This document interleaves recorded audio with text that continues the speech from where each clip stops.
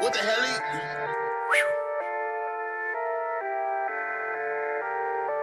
Let's do it. I just cut a scuffle, feeling like a barber. Me and all my Jews in all black like we from Gotham. Me and all my Jews, we come straight down from the bottom. Me and all my Jews got me shining like a diamond. I just cut a scuffle, feeling like a barber. Me and all my Jews in all black like we from Gotham. Me and all my Jews, we come straight down from the bottom. Me and all my Jews got me shining like a diamond. It's that big Jew with that big mouth and I cry loud on the scuffer. I pull the script, they yell, bring it out, and I cut his ass like a barber. I'm going harder than a math test with no answers cause I'm a problem. I'm on your corner like Dion and I'm shutting down your doctrine. Got them on the run, they get breathing. The script's breaking down your defense. Scripts cut them up, now you leaking. We shutting up what you speaking. You go ahead and act tough, boy. I leave your ass on the cement. You try to jump, you hit jack, boy. That's how we exercising your demons. I'm gone, now I'm on my 2-3 zone. And I'm moving through the scripts like I'm navigating it. And I'm led by the spirit and it's got me feeling lit. And I shine real bright like a diamond in the sun. Kill my old man, I ain't even need a gun. I can go 12 rounds, I don't even need one. It's a knockout, bye-bye, ha-ha. Gone little Scott, you can take your ass home. Cut 'em. Bring out that first aid kit, scoffers. Struggling, working on my patience. You tryna push my buttons. We came over on slave ships, now we looking lovely. Tripping all in public, you love it. Hit him with a precept, now he tryna change the subject. You funny. Hit him with the headshot, no red dot, aim for the dreadlock. Now we gotta move camp, it's a dead spot. All eyes on us cause we very hot, and we already know that the feds watch. I got no time for scoffers. We really around the way, ain't got time for bloggers. Me and all my Jews and all black like we from Gotham. Me and all my Jews see the problem and we solve them. I just cut a scuffle, feeling like a barber. Me and all my Jews in all black like we from Gotham. Me and all my Jews, we come straight down from the bottom. Me and all my Jews got me shining like a diamond. I just cut a scuffle, feeling like a barber. Me and all my Jews in all black like we from Gotham. Me and all my Jews, we come straight down from the bottom. Me and all my Jews got me shining like a diamond. There's a clear difference between me and you. I noticed Ishmael never liked me cause they know I'm a Jew. Somebody tell me the truth, like I got bugs in my nose. Invest my money in crypto, you spend your bread on these hoes. Fringes on all of my clothes, see y'all real fly as the crows. We dropping Jews in the bar, then make blood drop out they nose. They see my spirit, they froze. We make sure all blows connect. We plug the people with God, I'm guessing we the connect. Lately I beat on my chest when I'm transcending my flesh. Cause I feel just like a god, how I be acing these tests. Might catch me shouting out yes, cause it's a euphoric feeling. I used to keep my head down, now I bump my nose on the ceiling. I'm feeling, you got a problem, then address it. Cause we could talk it out like men, no need for Smith and Wesson. Don't learn a lesson with 40 boots who know they roots, and I'm the nice one. Hey, hand me a Bible, I'm about to slice some. How many times we gotta go through this? You ask a question, the book will flip. When my man to the right about to pull the script, you already coming with a defense like 4-6. If you coming for the 1-2, better have you a big crew. That's Titanic. When you read, then you put the hand up, cause they don't really want the answer. We cut through the propaganda like sweet bananas. He was green like Bruce Banner, looking for a friend to help him, and he tried to tag him. Now they wanna change the channel like remote. When the spirit grab you by the throat, do you realize there's no hope? All eyes are on you like a scope. Oh, now you see the light, but nope, just move along. We ain't got time for the back and forth. Take a flyer, read it home, do your research, prove me wrong. If the Lord called you, welcome home. If you don't, then you got to roll. If it can't be broken, why try to tempt? You must not know who you playing with. I just cut a scuffle, feeling like a barber.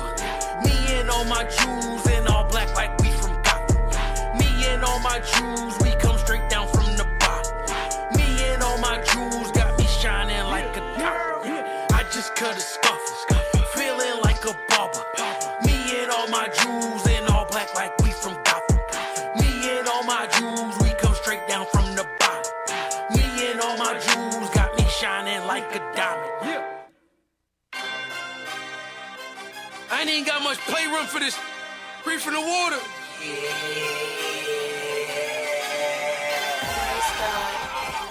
the ones that's hot. You think you run your city, you really running your mouth. The kings is in the building, their presence you need to bow. Keep taking shots at the crown, we coming up to your block and show you what that purple about. We the ones that's hot. You think you run the city, you really running your mouth. The kings is in the building, their presence you need to bow. Keep taking shots at the crown, we coming up to your block and show you what that purple about. We the ones that's hot. Speculation, I'm talking to all of y'all. You jealous of the splendor, you really showing your gender. We giants in the game and we tired of arguing with midgets. You jealous of the views cause yours missing like Bobby Fischer. So go on, taste the asphalt. Got barbecued in Kansas City, had to bring them cans out. 1,000 boots up in your city, all over a camp spot that you don't own. You acting petty, but I'm still gonna pray for you. I hope the most I send you blessings. Teach you a lesson, change your agenda. Don't get a sacrifice of fools, you act contentious. Niggas is vicious, we are comrades. We on the same side, brew where the love at. So let's bring the love back and march out where them thugs at. And heal the people, drive out evil, make them heathens fall back. Show them that we all at the creme de la creme and our skin black. Him that, them black, we the ones that's hot. You think you run your city, you really running your mouth. The kings is in the building, their presence you need to bow. Keep taking shots at the crown, we coming up to your block and show you what that purple about. We the ones that's hot. You think you run the city, you really running your mouth. The kings is in the building, their presence you need to bow. Keep taking shots at the crown, we coming up to your block and show you what that purple about. We the ones that's hot. I hit the block and saving knock, I'm Bruce Wayne down in Baltimore. I'm whipped up like the MIA, my sister call me Florida, but you could call me Nicholas. So Mr. Flow ridiculous, my haters pissed, we never miss. Just let them know we in this, let go. Yeah, we on the road, city at the city like we touring, doing shows. Better yet, we island hopping, we ain't stopping out to getting sturdy with it. We might need an LLC to way them profits hand on business, right? The spirit got us bright, talking about that hot ultraviolet purple light. Bringing sight to the blind, open eyes like Venetian blinds. See the signs getting line, the ops, they on demon time. So keep in mind the laws. Perfection's achieved when you minimize your flaws, and that is achieved when discipline's involved. And then you translate it from a nigga to a god. Message, we the ones that's hot.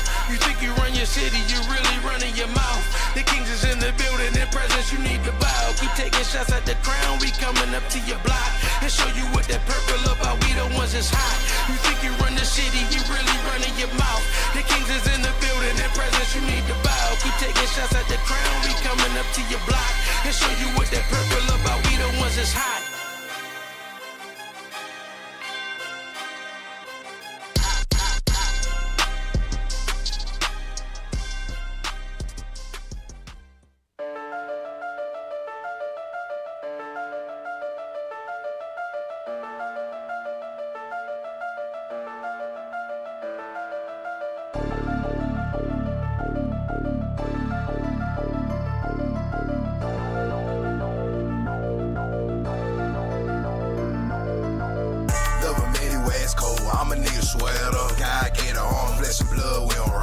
Fighting demons every day, straight applying pressure. The mother nature think they good, but Israel gon' be better.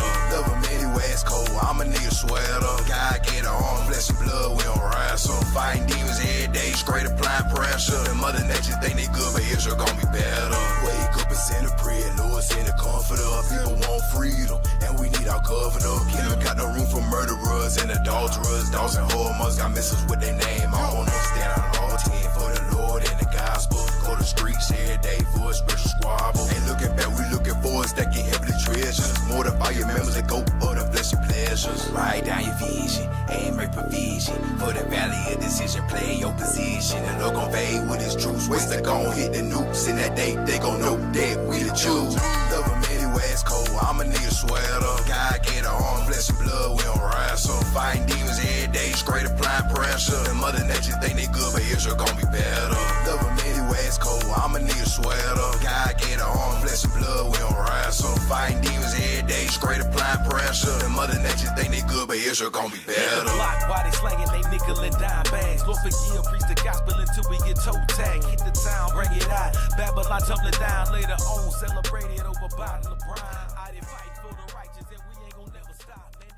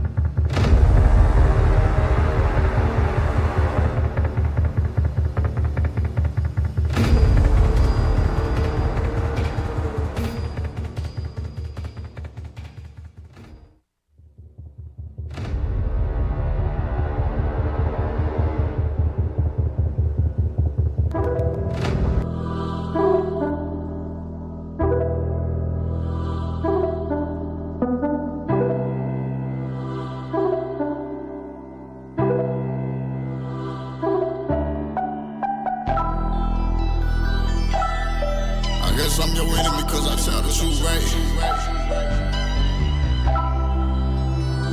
They hate him, they rebuke at the gate, man. Yeah, I only say what I know. Yeah, I know what I know. I keep my ear to the streets. How you gon' hurt when you sleep? I know they hate what I'm doing, and they don't like how I'm speaking. Nah, they don't like what we saying. We only say what we see, this are bigger than me. I say what I know. Yeah, I know what I know. I keep my ear to the streets. How you gon' hurt when you sleep? I know they hate what I'm doing, and they don't like how I'm speaking. Nah, they don't like what we saying. We only say what we see, this are bigger than me. Just be cold, I'ma sneeze on them. Prophesy to the wind, let me breathe on them. Foot on the gas, I can't ease on them. Boy, like a parrot, get clean on them. Perfect glory, yeah, perfect glory. I'm anointed, don't be coming for me. This wicked world ain't got nothing for me. Niggas still in the streets and they pushing for it. I'm really like that, just watch me cook. Even under pressure, I'm a pressure cooker. Sayings of the Seers ain't no overlooking. We be overseas, yeah, we got them greed. Make them go to the nobles, gon' take me to trial. Watch out for these devils, they stay on the prowl. These niggas be clowns, these whores on that wild. Give them the milk, then wipe out the cow.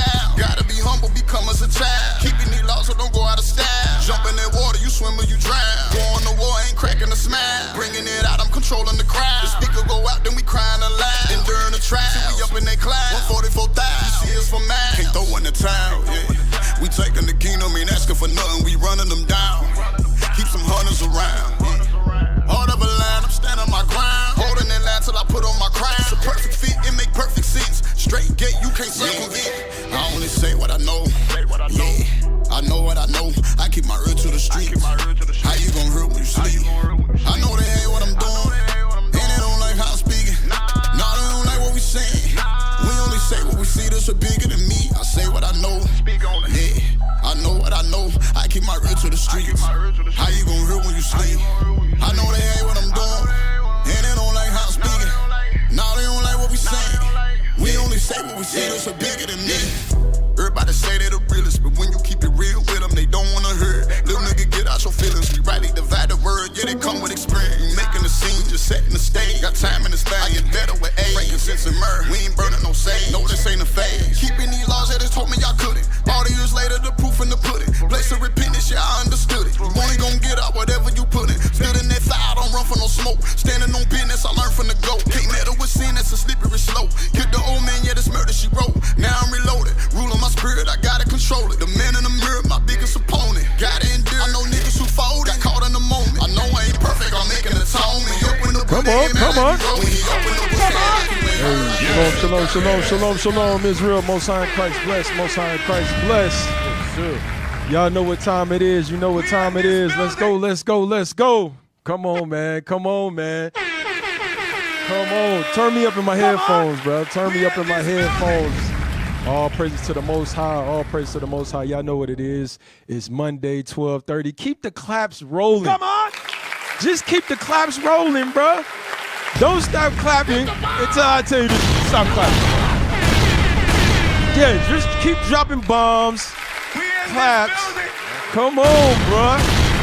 All praises to the Most High. Yeah, come on, bro.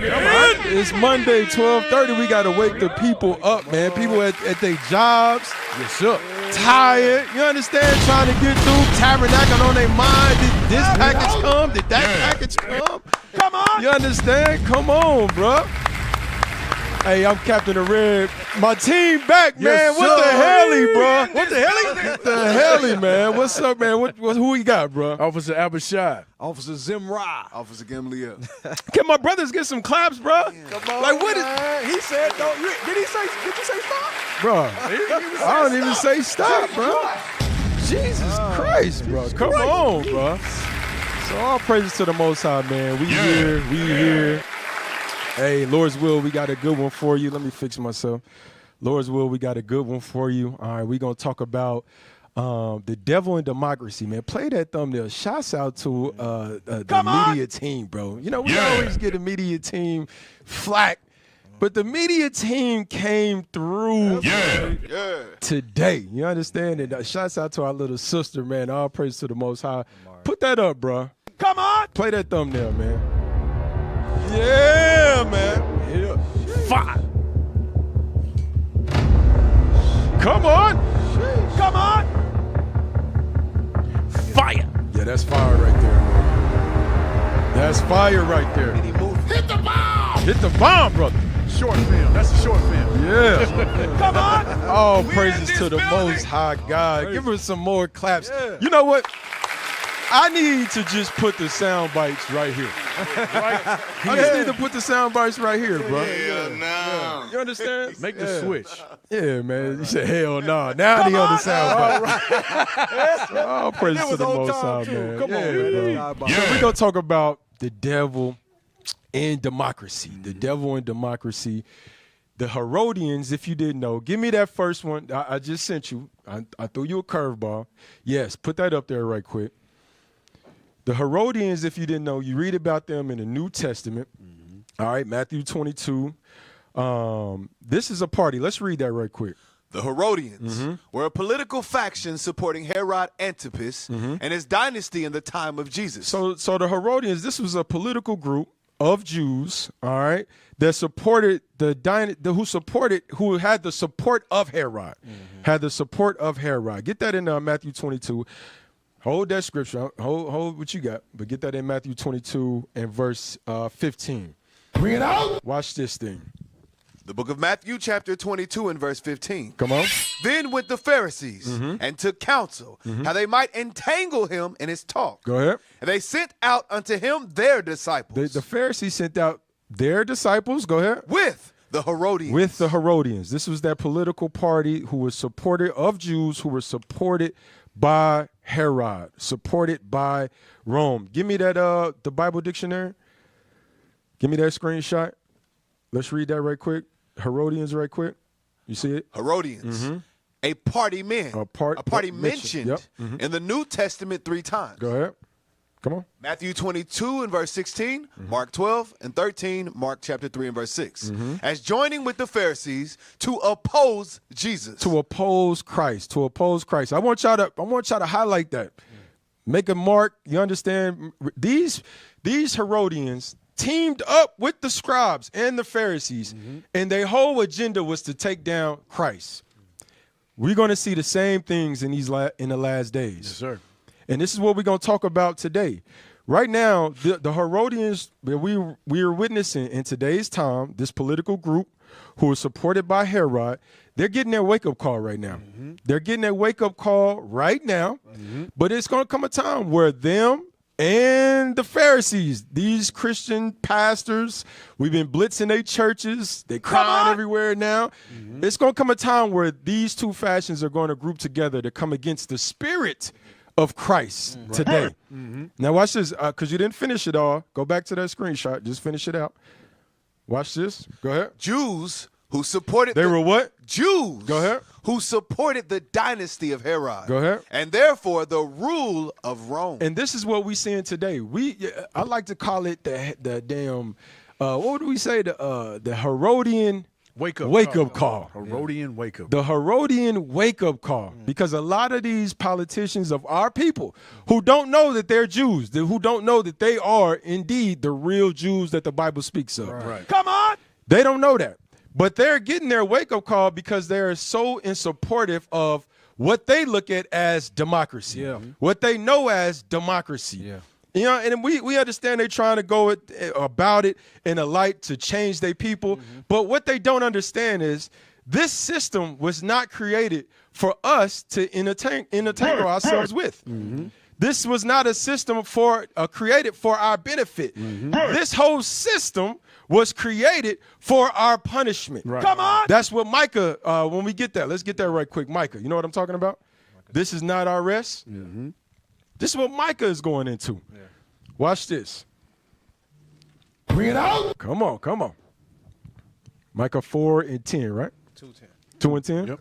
Let's Micah, get that. chapter 2 and verse 10. Come on. Arise ye and depart. And depart. Go ahead. For this And notice it says, arise and depart. Arise and depart. That's a common theme through the scriptures. In these different captivities, The Lord has always sent the prophets to tell us, to wake us up, depart from the unclean things that our eyes have seen, that our eyes are lusting after, in the different captivities that we've been in through the different generations. And it's no different from today. He's telling us to do what? Arise and what? Arise ye and depart. Go ahead. For this is not your rest. Because we were not sitting here to rest. We were not sitting here to, what would you say? Be comfortable. To be comfortable in this society, to join ourselves in this society, to be entangled with this society and the different things that are set up. This is not our rest. We're here to serve out a punishment. Watch this. Go ahead. Because it is polluted. Because the whole thing is polluted. The whole thing is polluted. From the inception, from the genesis of it, as we're going to touch on, it's been polluted. And you cannot change it. You understand? Go ahead. It shall destroy you, even with a sword destruction. And if you touch it, it's going to destroy you with a sword destruction, slowly. You sitting there exalting all your energy in a system that was literally created to keep you down. Right. Watch this. Now, give me the definition of democracy right quick. Now, give me the script. You know what I want. The book of 2 Kings, chapter 17 and verse 13. Watch this. Yet the Lord testified against Israel and against Judah by all the prophets and by all the seers, saying, turn ye from your evil ways. And that's that's a special spirit. To be a seer, to be a prophet in these last days, that means that you got foresight. You was placed here during this time period, but you have foresight. You're not of the time period. You got foresight of things that's going to happen in the future. Right. You a seer. The Lord has opened up your eyes to see different things and prophesy different things that's going to take place to warn your people, to testify against your people. If you touch these unclean things, if you get entangled with these things of democracy, Republican, if you get entangled with these things, you're going to be destroyed with a damn destruction, a sword destruction, as the Bible describes.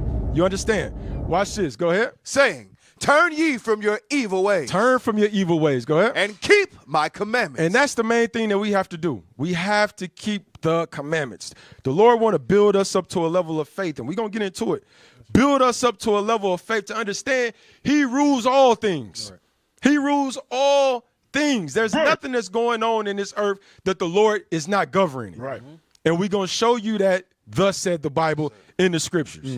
All right? Go ahead. Now watch this. Go ahead. Is that it? No, sir. Go ahead. Keep my commandments and my statutes according to all the law which I commanded your fathers. Right. According to all the law which he commanded our fathers. This is why our enemies did a very tactful thing of separating us from the laws of God. Right. Told us to come as we are. Y'all know the whole story. Y'all know the whole rundown. But now as we coming back, we have an obligation to keep the laws and to warn our people, save as many people as we can out of this damn society. Yes, sir. All right? Y'all got something before we jump in? I was going to say, Cap, because just like what you was just saying, man, like we waste a lot of energy, man, on becoming Democrats, Republicans, going back and forth, liberal, whatever you want to call it, having faith in this system. Can I get a script? Isaiah 34 and 16. Come on! Because like you even have like pastors, like when you go to these churches, they even bring politicians into the church and they'll have them persuading you to vote Democratic every time. And a lot of times you don't even know what you're voting for. You just see because they're Democrat that you just put Democrat. You've been trained. You've been trained to trust in oppression, basically. But read this, Isaiah. Isaiah chapter 34 and verse 16. Read it out. Seek ye out of the book of the Lord and read. So now we got to start reading, black man, Hispanic man, so-called Native American man. We are the Israelites. You got to read that you are the Israelites. And keep reading. No one of these shall fail. And none of these prophecies is going to fail. So it's nothing you can do to stop the destruction of America. There's nothing you can do that's going to get you reparations.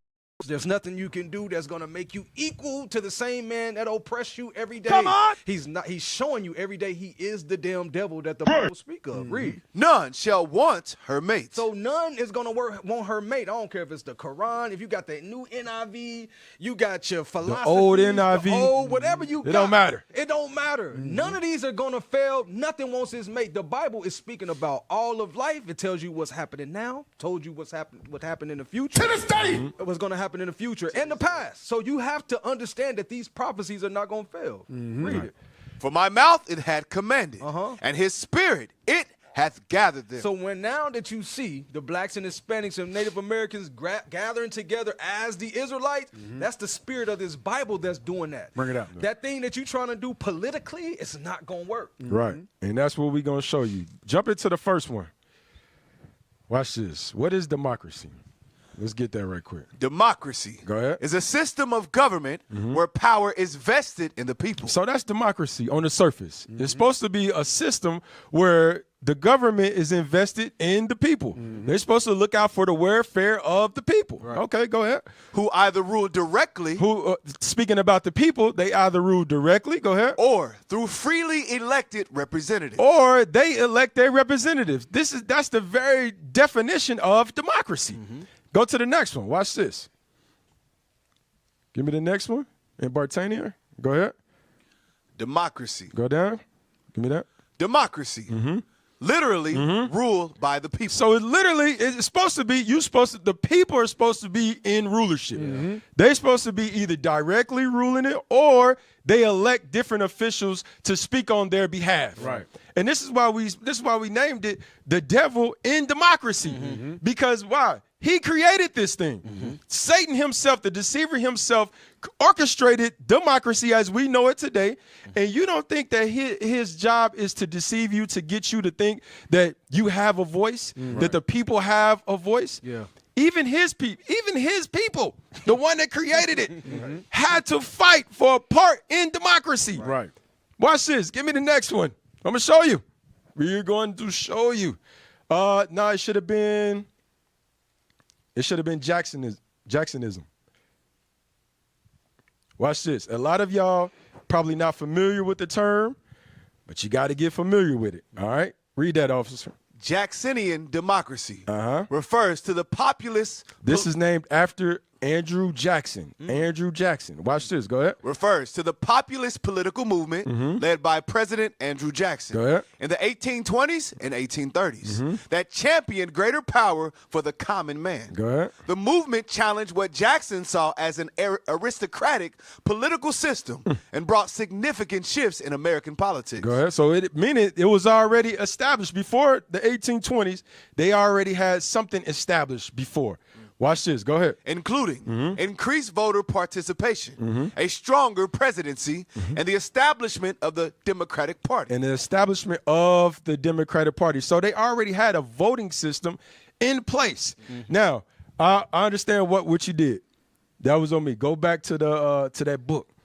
Yeah. Watch this. We're going to come right back here. Read this book. Let's read about the system that they already had in place, who Andrew Jackson, when he came to power, he had to challenge it. He had to change it. Because why? It wasn't for all common man. You had to have real estate. You had to own something. You had to be somebody to even have a voice when this thing was created. Read this. This is in the New York Times. Read this. Our democracy's founding ideals. Can you go up and, does it say that up top?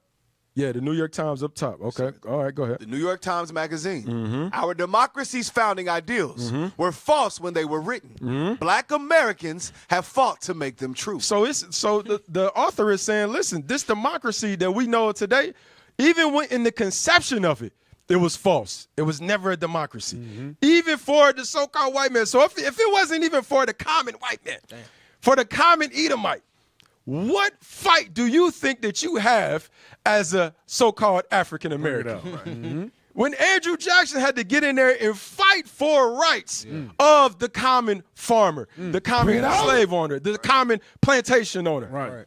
You understand? He had to fight for these rights. That means you were nowhere near the equation when the so-called founding fathers put this into place. Watch this. Read that. Jefferson and the other founders were keenly aware of this hypocrisy. And so in Jefferson's original draft of the Declaration of Independence, he tried to argue that it wasn't the colonists' fault. Instead, he blamed the King of England for forcing the institution of slavery on the unwilling colonists and called the trafficking in human beings a crime. Yet neither Jefferson nor most of the founders intended to abolish slavery. They never, these the tongue twister. Founding fathers. Right. And another F. Right.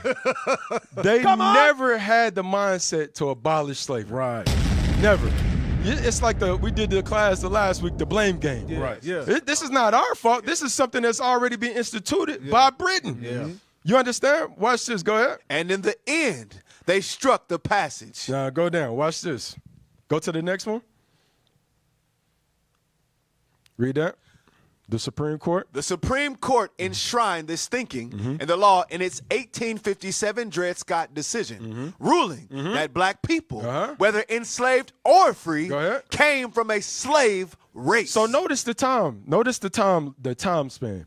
1776 is when the Constitution was written. Right. We're talking about 1857. This is a system that is incorrect, not a person. A lot of times we try to attach, well, Donald Trump is a racist or Joe Biden or George Bush. No, it's a system that's systematically done through generations.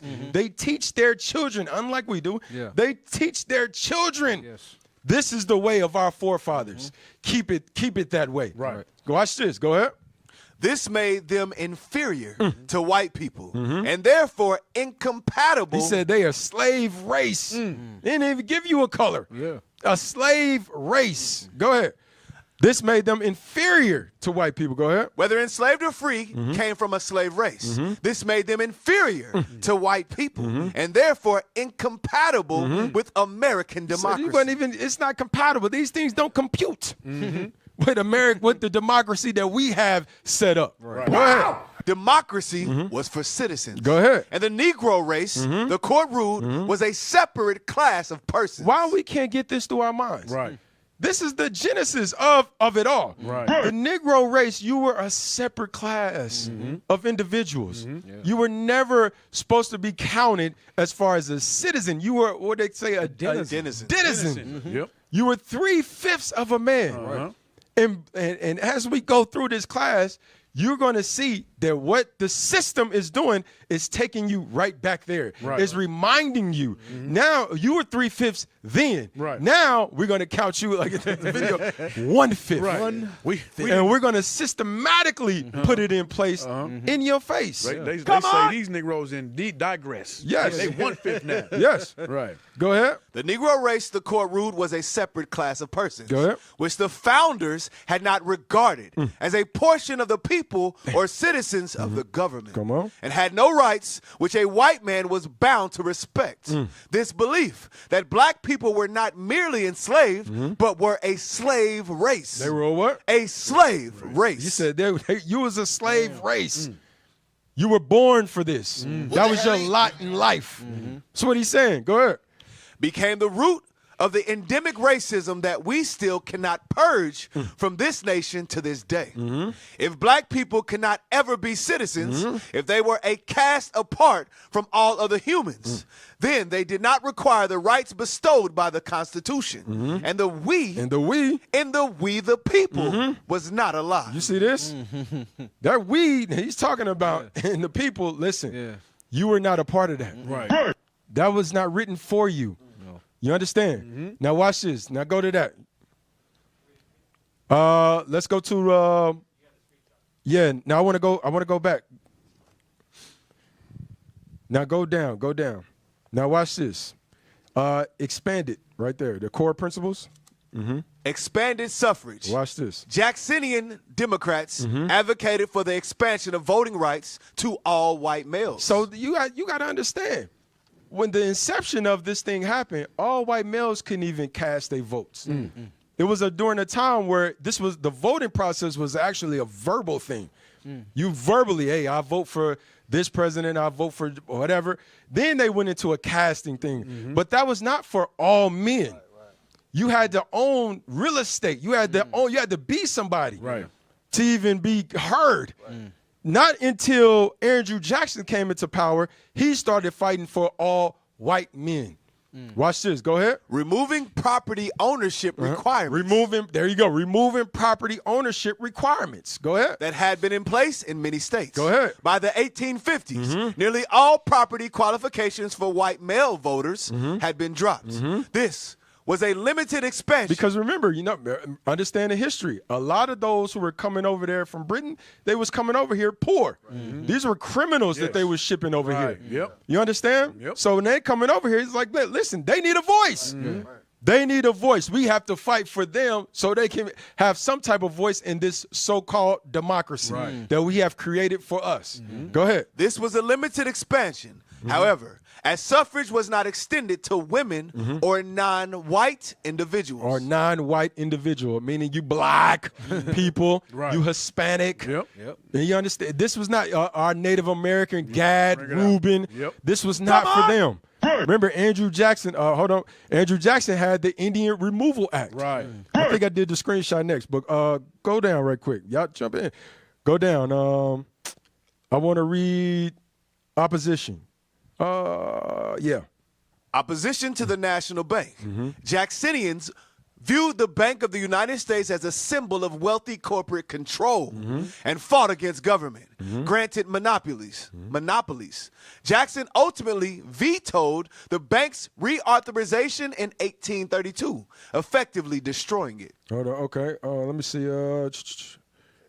Manifest Destiny. That was the one. Manifest Destiny and westward expansion. Jacksonians supported the belief that Americans were destined to settle the West and expand control. Remember, it's called what? The Manifest Destiny.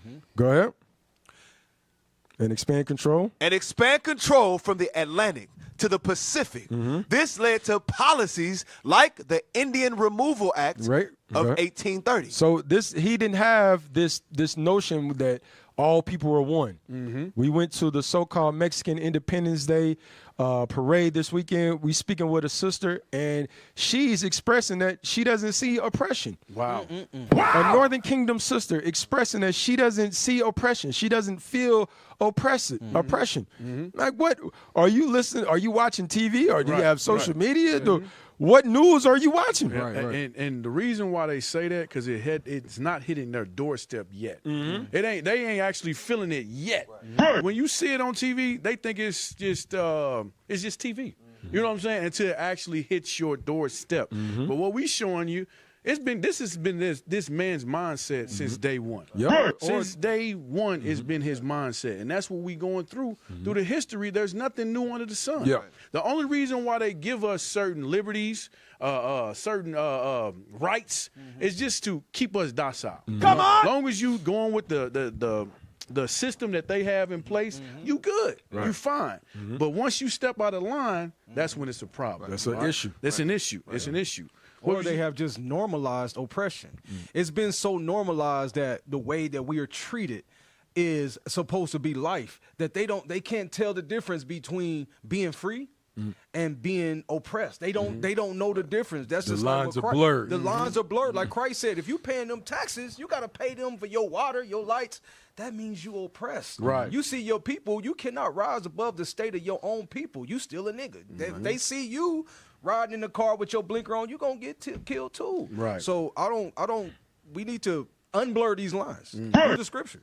Right. Go ahead. I was just going to say to Officer Abishai's point, that's the children of Israel. We can't see it until we feel it. Until you know what I mean? feel it. Just like Deuteronomy 28. Right. When we made that agreement and we made that covenant, we said, yeah, we'll do all of that. You know what I mean? And we couldn't understand it because we couldn't feel it at the time. Right. So when the curses came on us, hey, we the children of Israel. Yep. Hey, and what we're reading right here, go put that back on the screen. This lets you know that where was John 3:16? Right here. Come on. When he's fighting for the political rights of his people. Meanwhile, during that same time, simultaneously, he's putting in removal acts of the native people of this country. Right. All right, read that sentence again. This led to policies like the Indian Removal Act of 1830, which forcibly displaced Native American tribes, most infamously along the Trail of Tears. You see that? Go ahead. Read the next one. Spoil system. Patronage and the spoils system. The Jackson administration introduced the policy of rotating political appointees. So they introduced, which we know when you go to the scriptures, the Maccabees, this was something that the democratic system was something that their forefathers have been doing from centuries. Right. Yeah. They always have been removing. Matter of fact, let's get there right quick. You got it? Yes, sir. Give me that right quick. Book of First Maccabees, chapter 8 and verse 13. When the scriptures say there's nothing new under the sun, that's literally what it means. Yes, sir. Especially when it comes to Esau, Edom. They are the vagabond that the Bible speaks of. Right. No creative muscle gene, Nothing. period. This is why every city that you go to, it is literally a replica. A replica of the last. You don't know if you in Texas, Dallas, Texas, Memphis, Tennessee, Kansas City. You don't know because they all look the same, identical, follow the same format. Go ahead. You want me to start up, Cap? Yeah, just get to the point. First Maccabees, chapter 8 and verse 13. Go ahead. Also that, whom they would help to a kingdom, those reign. And whom again they displace. Finally, that they were greatly exalted. Right. This is talking about the Roman, the fame of the Romans when you read verse 1. Right. The Roman Republic. All right, go ahead. Yet, for all this, none of them wore a crown or was clothed in purple. He said whoever they wanted to reign, that's who they helped. Right. That's who they encouraged. You see that right now today. Yes, sir. When they put these little puppet politicians in place, these is who they support because why? They want them to reign. Right. Even when we're talking about right now, when you're talking about the redistricting of this country, whoever they want to reign, that's who they're going to put in place. Bring it out. It's the same thing that we're reading. And Cap, to add to what you said, this is the Roman Republic. Yeah. When you look at the national anthem, it says to the republic for which I don't know exactly for which it stands. It's the same thing. Yeah, same they concept. know it's a republic. Yep. Come on. Go ahead. Verse 14. Verse 14. Yet for all this, none of them wore a crown. Right. Or was clothed in purple to be magnified thereby.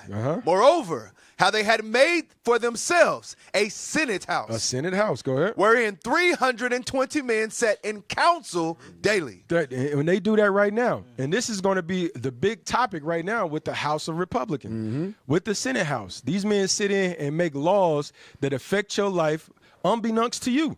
And a lot of these laws are passed in the midnight hours, late, what they call it, the fiscal years, late in December, in the last moment, Right. where they putting in books, chapters of books, with all type of statutes and legislative, and they just push it in. You don't know what the hell's going through, and these things impact your life. Go ahead. Wherein 320 men sat in council daily, consulting always for the people, to the end they might be well ordered. To the end that they might be well ordered. Go ahead. And that they committed their government to one man every year. Every year. Go ahead. Who ruled over all their country, and that all were obedient to that one. You see that? So every year they had a rotation. You understand? So this was not something new when Andrew Jackson, I understand, they knew this history. Right. They understood this history. And Andrew Jackson saying, listen, we got to go back to this. Right. We got to go back to how our forefathers was getting down. Right. To the roots. All right, now let's go back. Let's finish this out because we got a lot. Patronage? Yeah. The Jackson administration introduced the policy of rotating political appointees, believing it would encourage political participation and prevent entrenched corruption, while intended to open up government to ordinary people. The practice often led to placing party loyalists in office regardless of qualification. It didn't matter if they qualified. Hey, we want to put our person, our being, who want to represent us in office. Right. I don't care if you don't qualify. I don't care that you was a farmer in a plantation, you illiterate, you can't. It doesn't matter. Right. You're going to go up there and represent the common folk. You understand? Yep.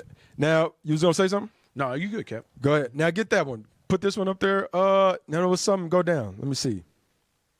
Yeah, was it the wing party? Yeah, you could drop that. Go to the next one. Give me Job 14 right quick. Give me Job 14 and 4 right quick. Come on. Watch this. This is how it all started. So watch what the scriptures are saying. Go ahead. The book of Job, chapter 14 and verse 4. Come on. Who can bring a clean thing out of an unclean? So this is the question that our forefathers is asking. Who can bring a clean thing out of something that started corrupted? Right. This system, the democracy started corrupted, even for their own people. So how is it in our minds we think that we could change something? Watch this. Jump to Job 15 and 12. Job chapter 15 and verse 12. And read down to 14. Why doth thine heart carry thee away? And what do thy eyes wink at? That thou turnest thy spirit against God. So why is the question, hey, why is our mind turning away from the things that God ordained? He ordained this man to be exactly who he is. Watch this. Read. Go ahead. And let such words go out of thy mouth. Watch this. Go ahead. What is man? That he should be clean. He said, what is man that he should be clean? Go ahead. And he which is born of women, that he should be righteous. He said, what is man that he should be clean or to be righteous? These things were determined in the heavens before we ever came down. This was already determined. So when you have a man that's coming down who was made incorruptible, this is why I get that in John chapter 3, verse 6. Come on. This is something we read all the time.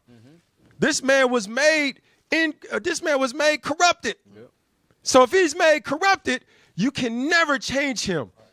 You can never change his stripes. You know what they say, that you can't change the tiger stripes? You cannot change it. Watch this. Give me that. John 3. John chapter 3 and verse 6. Watch what Christ said. That which is born of the flesh. That which is born of the flesh. Is flesh. You can't change it. If you born of the flesh, you flesh. Right. You understand? Watch this. Read. And that which is born of the spirit. But if my Father chooses you to be born of the spirit, to be able to change your mind, to be able to understand and look at this Bible through new eyes, go ahead. Is spirit. You are of that spirit. You was ordained of that. So who are you to have a thought to go against what the Most High set up? Right. Who are we to be clean and righteous? Who determined that? That was already determined in the heavens before. This is what we have to realize. This is what they're not teaching us in the church. Why we continually fall for these damn pitfalls. Yes, sir. Watch this. Give me the next one. We gotta stop kicking against the pricks, man. The damn Herodian wake up call. Yes, sir. Sheesh. Damn devil in democracy. Read this right quick. After Missouri, what state is next? As redistricting race started by Trump continues. So this is what we're talking about. We're talking about the redistricting of this country. Redistricting is something that they usually do every 10 years after the census. But this is something that's unique that's going on. This is remember the census just happened was in 2000, the last census in 2000. So in 2001 it should have been a redistricting. Right. We just now in 2025.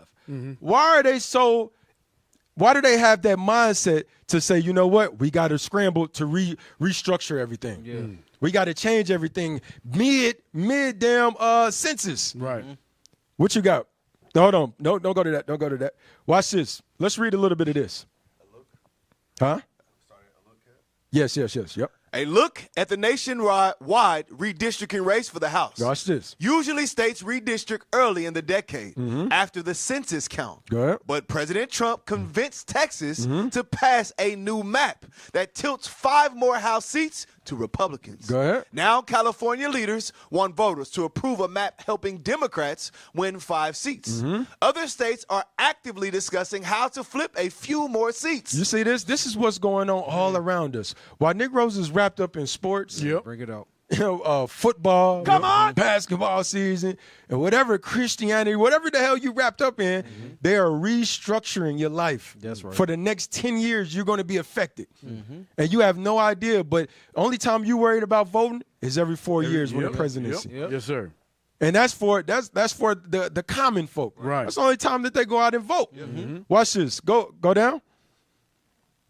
Read that right quick. Missouri is the latest state redrawing its voting map to help Republicans hold on to their majority in the U.S. House. The state Senate voted Friday for a redistricting plan requested by President Trump that would help Republicans win a seat now held by Democratic Rep. Emmanuel Cleveland. And what they're doing, they're going after a lot of the the Herodians, those so-called African Americans who are the Jews who hold in political status, they're going after their seats now. They're giving them a wake-up call. You were never a part of this system. Right. And we have ways to take you out of this system. We put you in place and we can remove you. That's right. You understand? Go ahead. Hey, speaking to that, Cap, not only is he a representative, but he's a pastor too. Going into those Herodians, the Jews that don't know. Yeah. Go ahead. Yeah. The plan now goes to Republican Governor Mike Kehoe, who's expected to sign it. Which he already did. Go ahead. He had already called on lawmakers to approve the map he says reflects Missouri's conservative common sense values.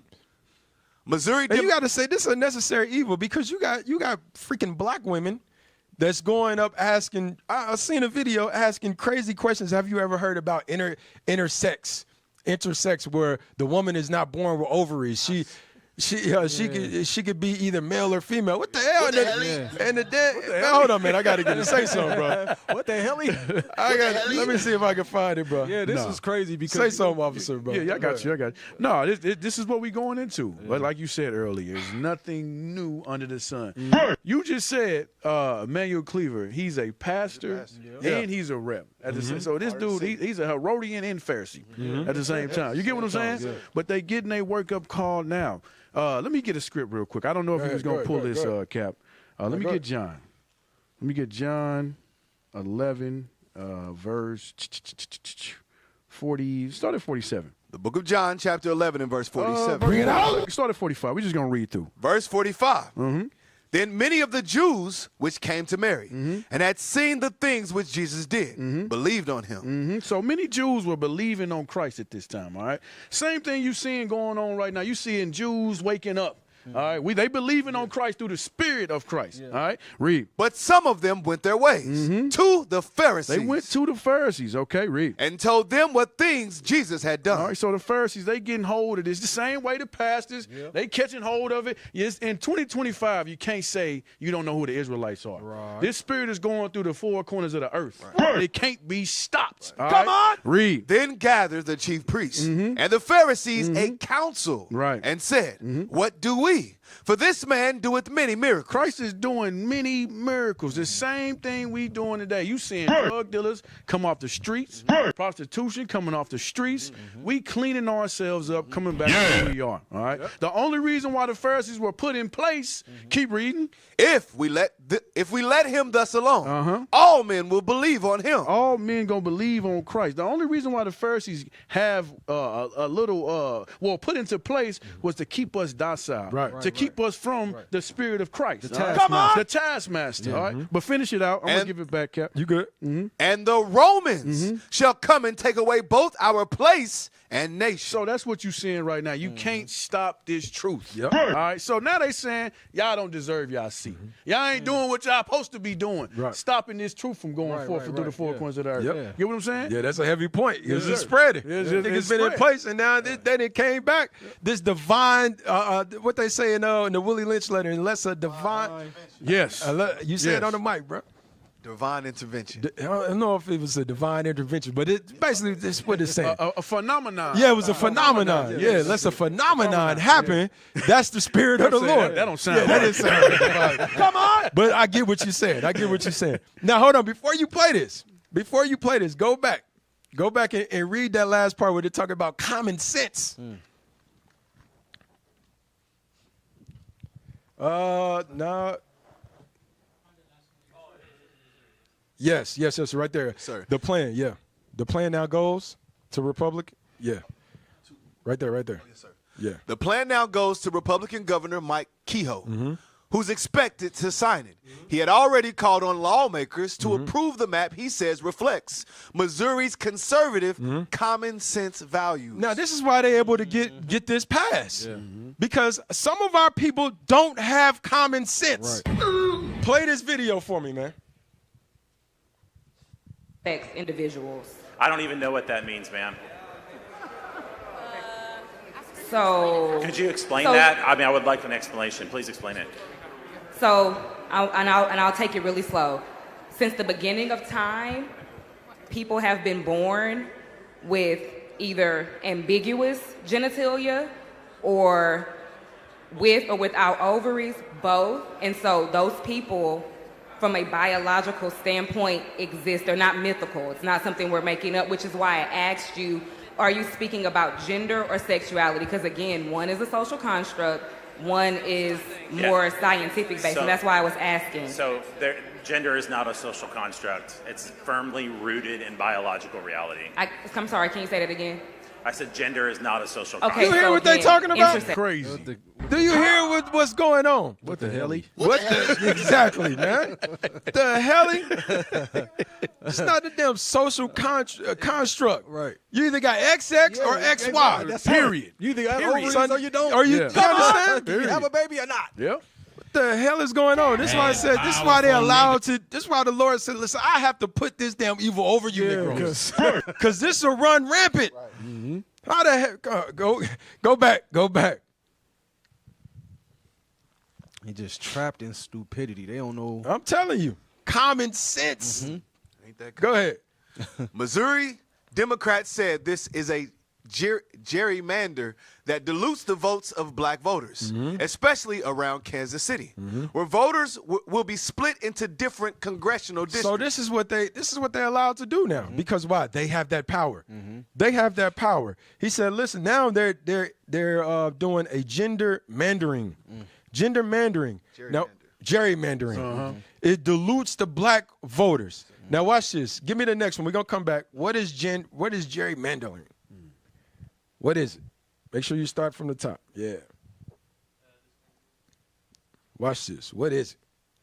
Because these are some terms, we black folks don't know. Yeah, no. Huh? I couldn't say. Yeah, right. We don't know. Go ahead.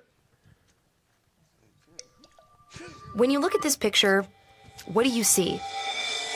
A disoriented seahorse? A ghost woman? A boomerang? This is actually Massachusetts' 7th Congressional District. And these are some other creatures. Districts.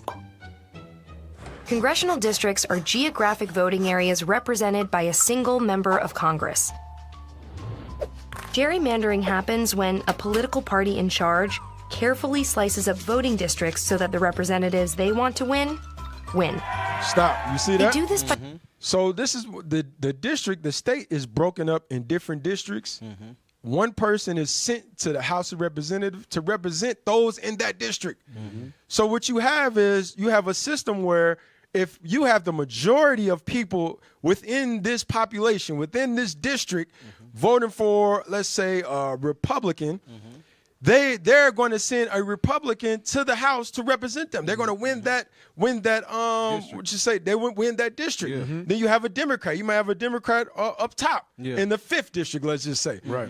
But now when you reline it and retool it, restructure it and cut through that 5th district, you literally take out those votes. Wow. Yep. That's gerrymandering. Yep. And if you look at, if anybody that knows or been to Kansas City or been raised up in Kansas City, lived here long enough, you can even see the gentrification happening. So you can actually physically see it. Because, when we in the hood, we like, what's the white woman walking down the street with the dog? I thought this was the hood. Like, how are they able to do that? So, like you said, like it's saying that gerrymandering, you can see the districts and how they're going to break it up and how they're breaking up. They're shifting it because in the inner city, it was mostly Democratic. So watch this. Go ahead. Go run it back a couple seconds and play it. Run it back a couple seconds. Yeah. When a political party in charge carefully slices up voting districts so that the representatives they want to win. They do this by drawing the districts around the populations most likely to support them, or splitting up populations. Even with that right there, that lets you know that this is rigged. The whole system is rigged. Come on. How you draw around the people that's going to support you, and we call this a district. You understand? So that lets you know out the gate, this is something we should not be involved in. It's not like you see. It's not a straight line. It's a puzzle piece because they do the census and they know that they're people. They go out and vote, and this is a public forum where they see, okay, this district over here, this population over here normally votes Democratic. This district over here normally votes Republican. Right. Okay, let's draw a line around it. This is going to be the Republican district. But now now you get to the point now, it's like, no, we got this little thing that we've been keeping in our back pocket called gerrymandering, and we can divide this thing in half. Right. And we can put all that 3rd district that might have been all Democratic, we'll put half of them with the vast majority of these Republicans. Right. Wow. Which means your vote means nothing. Yep. Watch this. It's a setup. Go to the next, huh? It's a setup. Yeah, it's a setup. Shut up, bro. Go back to the article. Go back to the article. Read that one again. The Missouri Democrats. Missouri Democrats said this is gerrymander that dilutes the votes of black voters. That dilutes the vote of black voters. This is something that you should not be involved in.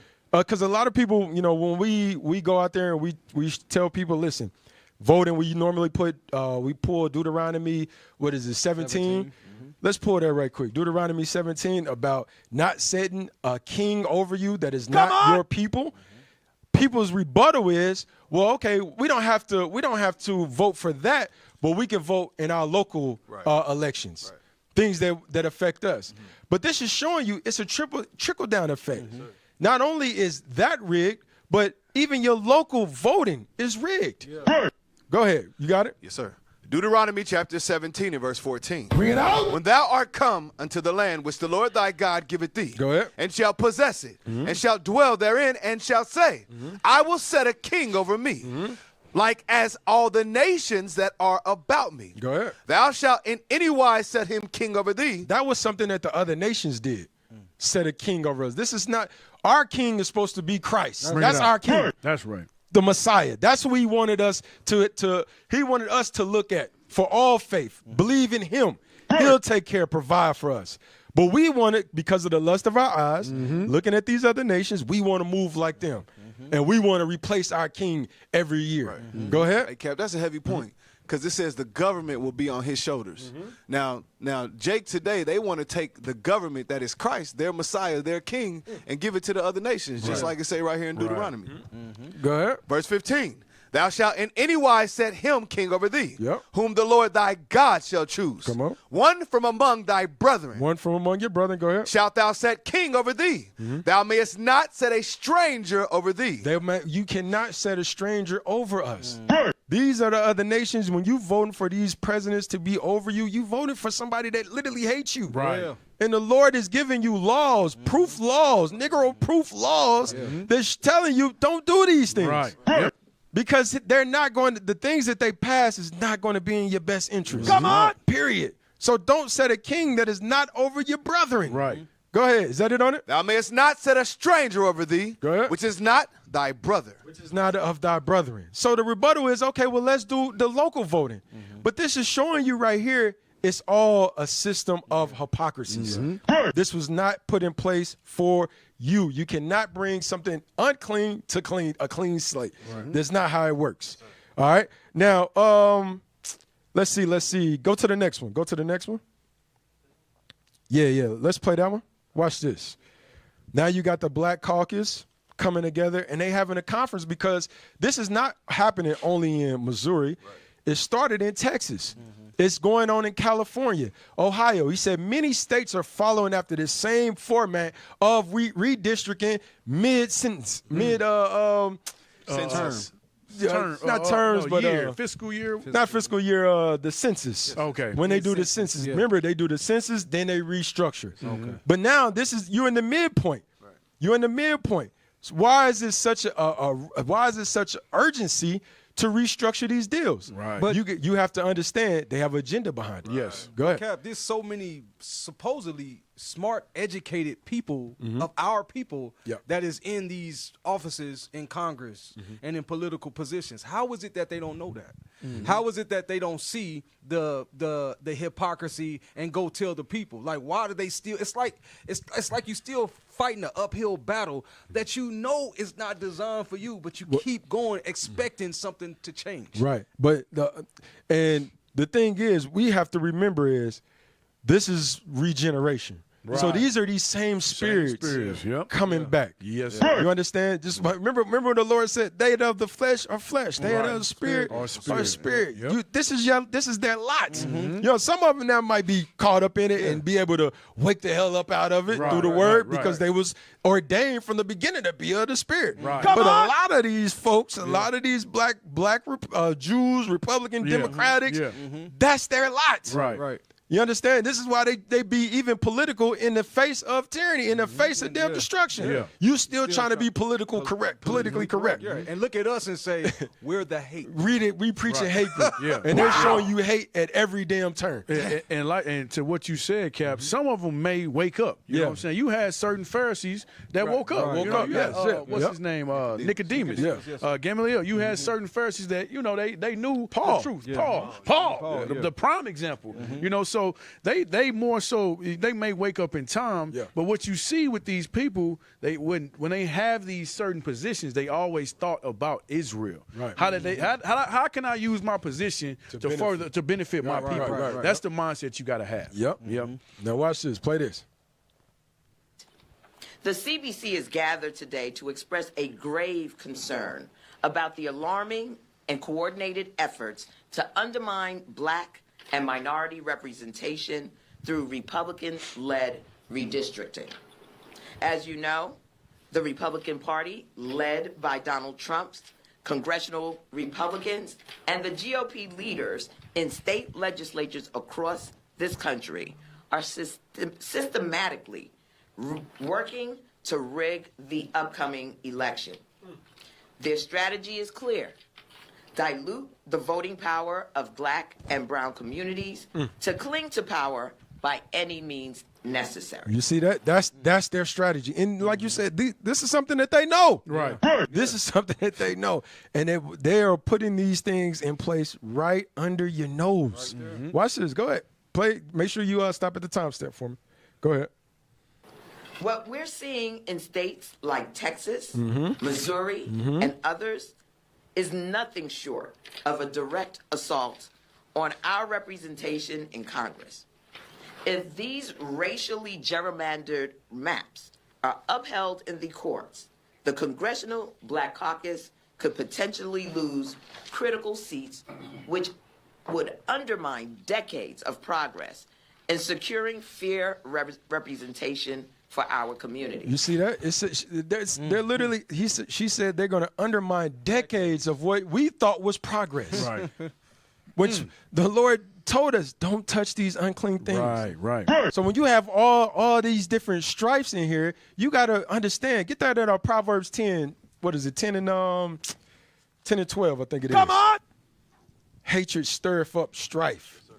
Get that right quick. The book of Proverbs, chapter 10 and verse 12. Bring it out. Hatred stirreth up strifes. Read that again. Hatred stirreth up strifes. Listen, the reason why now you having these meetings, you got these strifes against people, is because this man, Esau, he hates you. This is eternal hatred that has been embedded in his DNA. So everything he thinks about is to destroy you. That's right. It's to destroy Jacob. Everything. So this is why you have all these, you got these meetings, you have these protests over here. You understand? Because why? It is hatred going on. And this hatred is a necessary hatred. Yeah. The scripture says, listen, oppression is supposed to make you mad to the point where you change. Where you change. Because if the Lord didn't put this oppression down here, Negroes would just go about their business and think that they in heaven. Right. Think that you in heaven here in America, like a lot of people do. Yep. But this man is showing you at every turn he hates you. You understand? Watch this. I don't want that one. Remember, go to, come on. Now, this is Emmanuel Cleaver. Now, he said they're going after all those black congressmen that are there. They're going after all their seats. Those Republican, systematically changing up, redistricting, relining. They're going after the seats that they hold in the House of Representatives. Let's go. Just moments ago, the Missouri House passed a measure that is monumentally unpopular in the state of Missouri. We have polling data to show that Democrats are opposed to this, independents are opposed to this, and Republicans are opposed to this. Unfortunately and painfully, the state has fallen into a state where the will of the people of Missouri is being substituted for ideology in some instances. And where we sit now, where we stand now, is that our state passed the woman's right to choose. The state, Missouri, so-called bloody red Missouri, passed it. Passed the minimum wage. Missouri legislature has worked overtime to repeal it. Stop. You see this? Yeah. Everything that they fought for, right? He said they went overtime wow, to take those things away, right? To repeal it. And he's one of the ones, the congressmen, that he is affected here in Missouri. Yep. I sent you a screenshot of the law that they passed in Missouri. And this is how you know that none of these political figures, all the way up to the president, is not in control of this country or Not these at all. nations. Because he said the Republicans are against it and the Democrats are against it, yet they still were able to pass it. So that's how you know that they are not in control. It's like, I think Bishop brought it out too this past Sabbath about that. Come on! And it always reminds me, I think it was said before, like if you go to McDonald's has a menu, right? You got a manager of McDonald's, right? The manager can't come and change the menu, just like a president cannot come in and change the agenda of America. It's to continue to keep you oppressed and keep you down. He is never going to make you equal. So it don't matter who you vote in or who's in there, the agenda is going to go forward. Watch this. Put that up there. That's the agenda of God, because prophecy is not going to fail. That's the point. Put this up there. All right. Now, you looking at this right here. The existing map, that's what it was. Now, this law has already been passed. So that existing map, this is what it was a few days ago.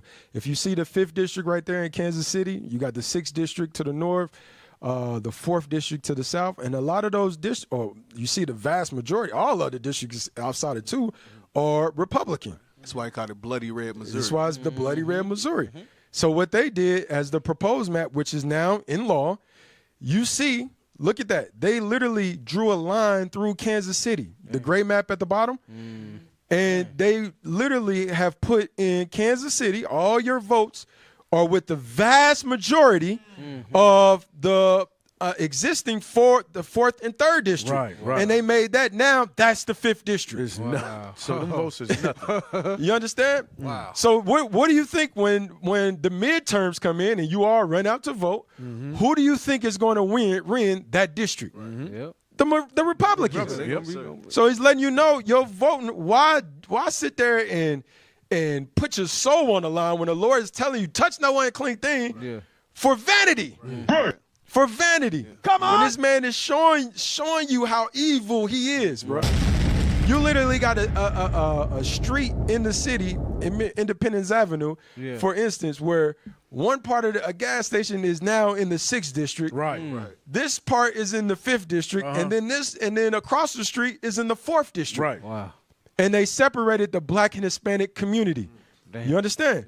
This is why the Lord said, don't be entangled with these unclean things. Right. When he says come out of her, come out of her. Because they're playing a game above your heads. You understand? Yep. Now watch this. Give me that from there. Give me Did you play the sister? Play the next video. Yeah. Say based off that map, Esau ain't leave no grapes. They ain't leaving no grapes. Nope. They taking it. Right now, and they're showing you their power. Yep. Yeah. This is their power. Watch this. Go ahead. Now, I told you, they're going after all these black congressmen and women, taking their seats. This is the congresswoman from Texas. Make sure you start from the top. Go ahead. We will now hear from Representative Jasmine Crockett of Texas. Thank you so much, Madam Chair. And I have to make sure I don't get in trouble back home in Texas. So let me be really clear. These maps, racist. The fact that they are trying to silence black and minority voters in a majority minority state, racist. Pulling all of the economic engines out of certain districts, also racist. The bottom line is this is a Republican-led and racist attempt to make sure that we silence the voices of black and brown people. Now, I want to give y'all some numbers because I don't think that y'all fully understand how bad this is. Texas, number one, has more African Americans than any other state in this country. Pay attention. Right now, under the proposed maps, they want to make it to where Texas only has 2 districts in which African Americans have an opportunity to choose their representation. What does that mean for black voices in Texas? That means Hold on, stop. Because I want you Yeah. to really I want our people to have this resonate in your mind. She said Texas, the state of Texas has more so-called African Americans than any state in this country. And right now they're about to separate it. So you only have 2 districts, 2 opportunities to vote someone to represent you. What the hell? Watch this. Now, scroll, go back. Right there. Those maps. They want to make it to where Texas only has 2 districts in which African Americans have an opportunity to choose their representation. What does that mean for black voices in Texas? That means that it is approximately 1/5 the voting strength of their white Texan neighbors. That is what it's going to be. Not 3/5, but we are going to be reduced to 1/5. Stop. You see this? That's intentional. That's intentional. Wow. Yep. 1/5. You started off as 3/5. They said I got something for you. Yeah. 1/5. We're gonna separate the line. First of all, we're taking your job. Now we're gonna separate this line where it's gonna literally you have to have 5 times the votes to equal one Edomite vote. Right. And we know all Negroes don't vote. They don't. Don't vote. I never voted in a day of my life. And that I speak for a lot of young black men. Yeah. A lot of Hispanic men. So you already lost out the gate. Right. And we know that you're not on the same page. Look, This is why the Lord said, come out of this stuff, man. You was going to say something, officer? And this is blind. It's going to blindside a lot of Hispanics, blacks, and Native Americans. Yeah. We don't know. I'm telling you, all they worried about is football, the boxing. This is going to blind that Project 2025. Yeah. They don't even understand. It's here. It's here. It's dang near complete. Yes. They don't even. Slavery is on the way. Yes, he's taking it. Donald Trump is making calls to these governors. We going back to the 1950s. Yeah, for real. We going back to the 1850s Yes. of our founding forefathers. Because you remember, they passed the sharecropping law. They think it's a game. Yeah, I'm but telling you. like I said, this is it's a necessary. It's a necessary. It's necessary because these are the things you got to have this Herodian wake up call. Yes. You have to, because this is how he opens up your mind, so you can start to see the oppression. Come on, you can start to understand, and it can resonate when you read the Deuteronomy 28. Right. Watch this. Give me that right quick. Yeah. Give me this Isaiah 45 and 5 through 7. Isaiah chapter 45 and verse 5. Watch this. I am the Lord. When you read this chapter, the Lord is speaking with Cyrus. Watch this. Go ahead. Cyrus was the king of Persia. Watch this. Go ahead. I am the Lord, and there is none else. There is no God beside me. Watch this. I girded thee, though thou hast not known me. He said, I've carried you, though you did not know me. The only ones that knew God is the Israelites. That's right. But he said, listen, for you, Cyrus, I'm putting you in place for a reason. This letting you know that there's forces, there's things behind these political leaders. Right. You got angels, you got spirits, you got good spirits, bad spirits, evil spirits behind these political leaders. Spiritual wickedness in high places. Watch this. Go ahead. Verse 6. Come on. That they may know from the rising of the sun. That you may know that the rising of the sun. Go ahead. And from the west. Come on. That there is none beside me. Go ahead. I am the Lord, and there is none else. He said, listen, I gird you. You didn't know me, but I'm making this a point I'm going to put you in place for a point that the world may know that there is no God besides me. I don't care if you go east, west, north, south, get your compass out. I don't care.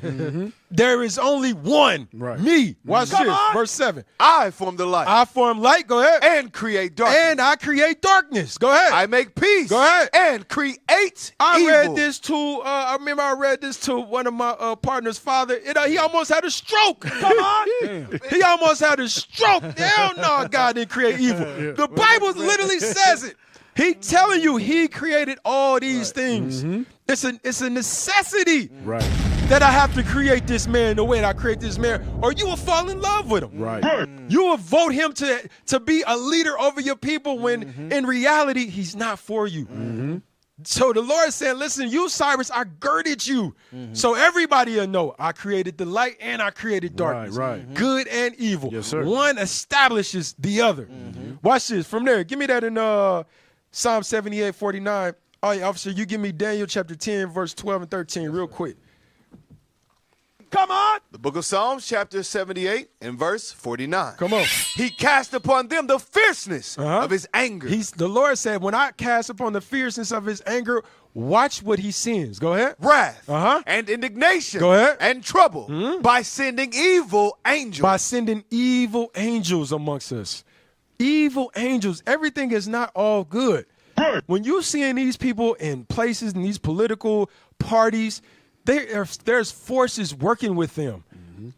The devil is literally working with them, manipulating these laws, pass these legislation. Because why? My people will wake up. And they're going to wake up through what? Oppression. Come on. The more you oppress them, then they're going to get, okay, now, I see Deuteronomy 28. Right. Those Negroes we thought that was in purple and gold, they crazy? They crazy? No, they not crazy. Right. We showing you the curses and how it resonates with us. Come on. Watch this. Give me that Daniel chapter, what I call? 10 and 12 and 13, and then jump down to 20. Yes, sir. Daniel chapter 10 and verse 12. Watch this. I'm going to give you another account. Go ahead. Then said he unto me, Fear not, Daniel, for from the first day that thou didst set thine heart to understand and to chasten thyself before thy God, thy words were heard, and I am come for the words. I'm come from your words, Daniel. Because why? Daniel was a man that was beloved. Watch what the angel said. Go ahead. But the prince of the kingdom of Persia withstood me. This is an angel talking. This is an angel talking to Daniel. He said, listen, I came for your words. Since the first day you set your mind to follow me, I came for you. But I got forces behind me that's fighting.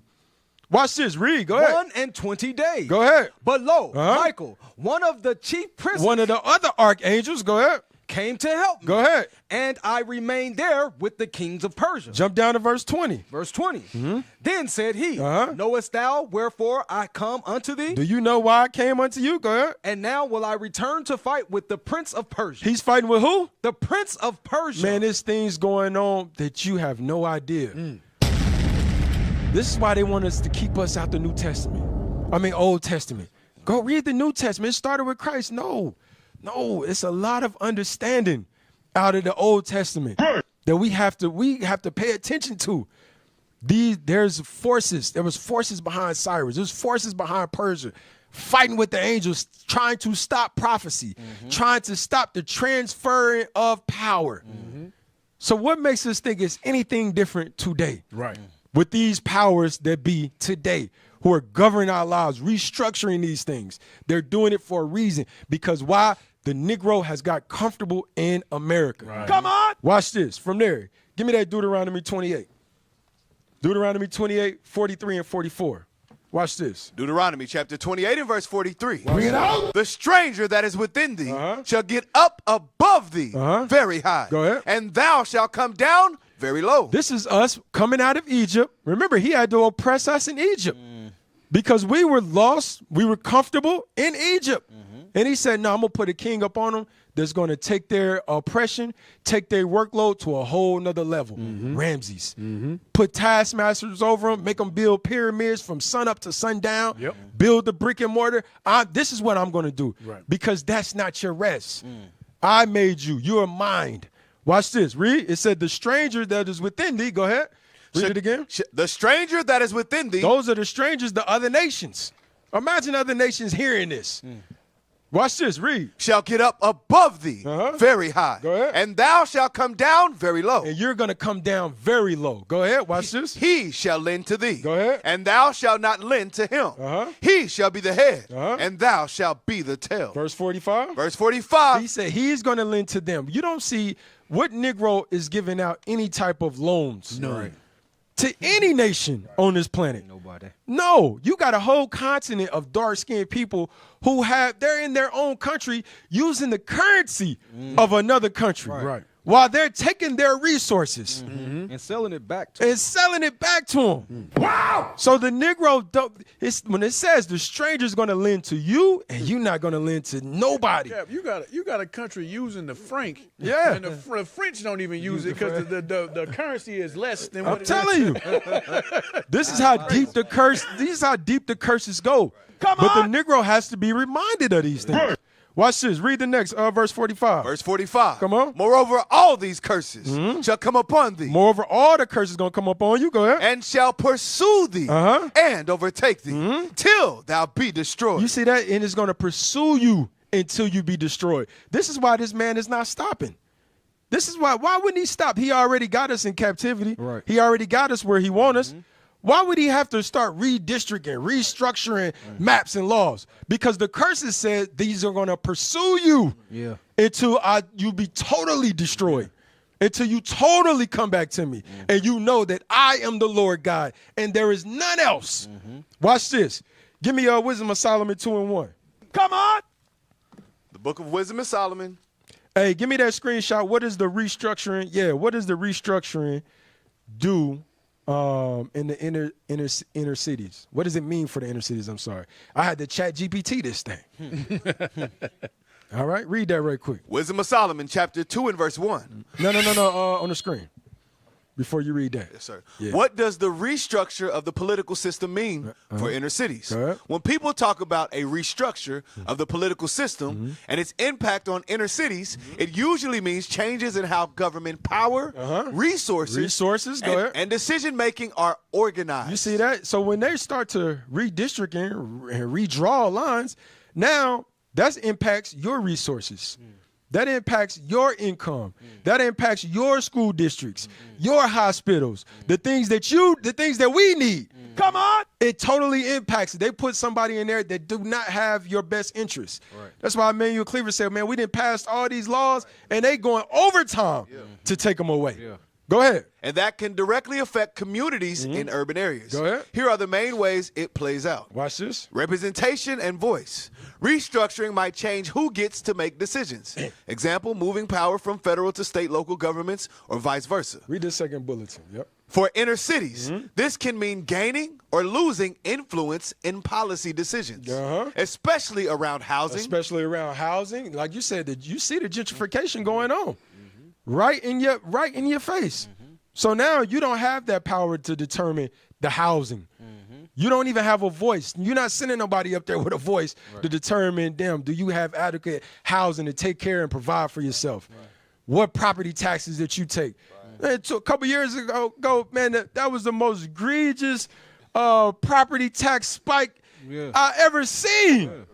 You had Esau coming out. Okay, man, what the hell is bro? This is getting out of control. I think they started it. What the hell? Yeah. Now, I see what you're doing with them, but now you coming over here, you messing with our pockets. Yeah. Right. You talking about 300, 400% property taxes through the roof. Watch this. Go ahead. Housing, policing, education, and infrastructure. Remember, a lot of these after-school programs cut. A lot of these after the kitchen funding cut. You understand? Because why?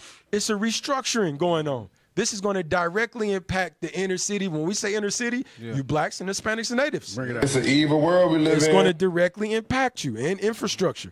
All right, give me that Wisdom of Solomon right quick. Wisdom of Solomon, chapter 2 and verse 1. Go ahead. For the ungodly said, reasoning with themselves, but not aright. But not right. Go ahead. Our life is short and tedious. This is how Esau thinks. He said, listen, our life is short and hard, tedious. Go ahead. And in the death of a man there is no remedy. Neither was there any man known to have returned from the grave. They have no understanding. Watch this. Go ahead. For we are born at all. I just want 1 and 2. Yes, sir. Verse 2.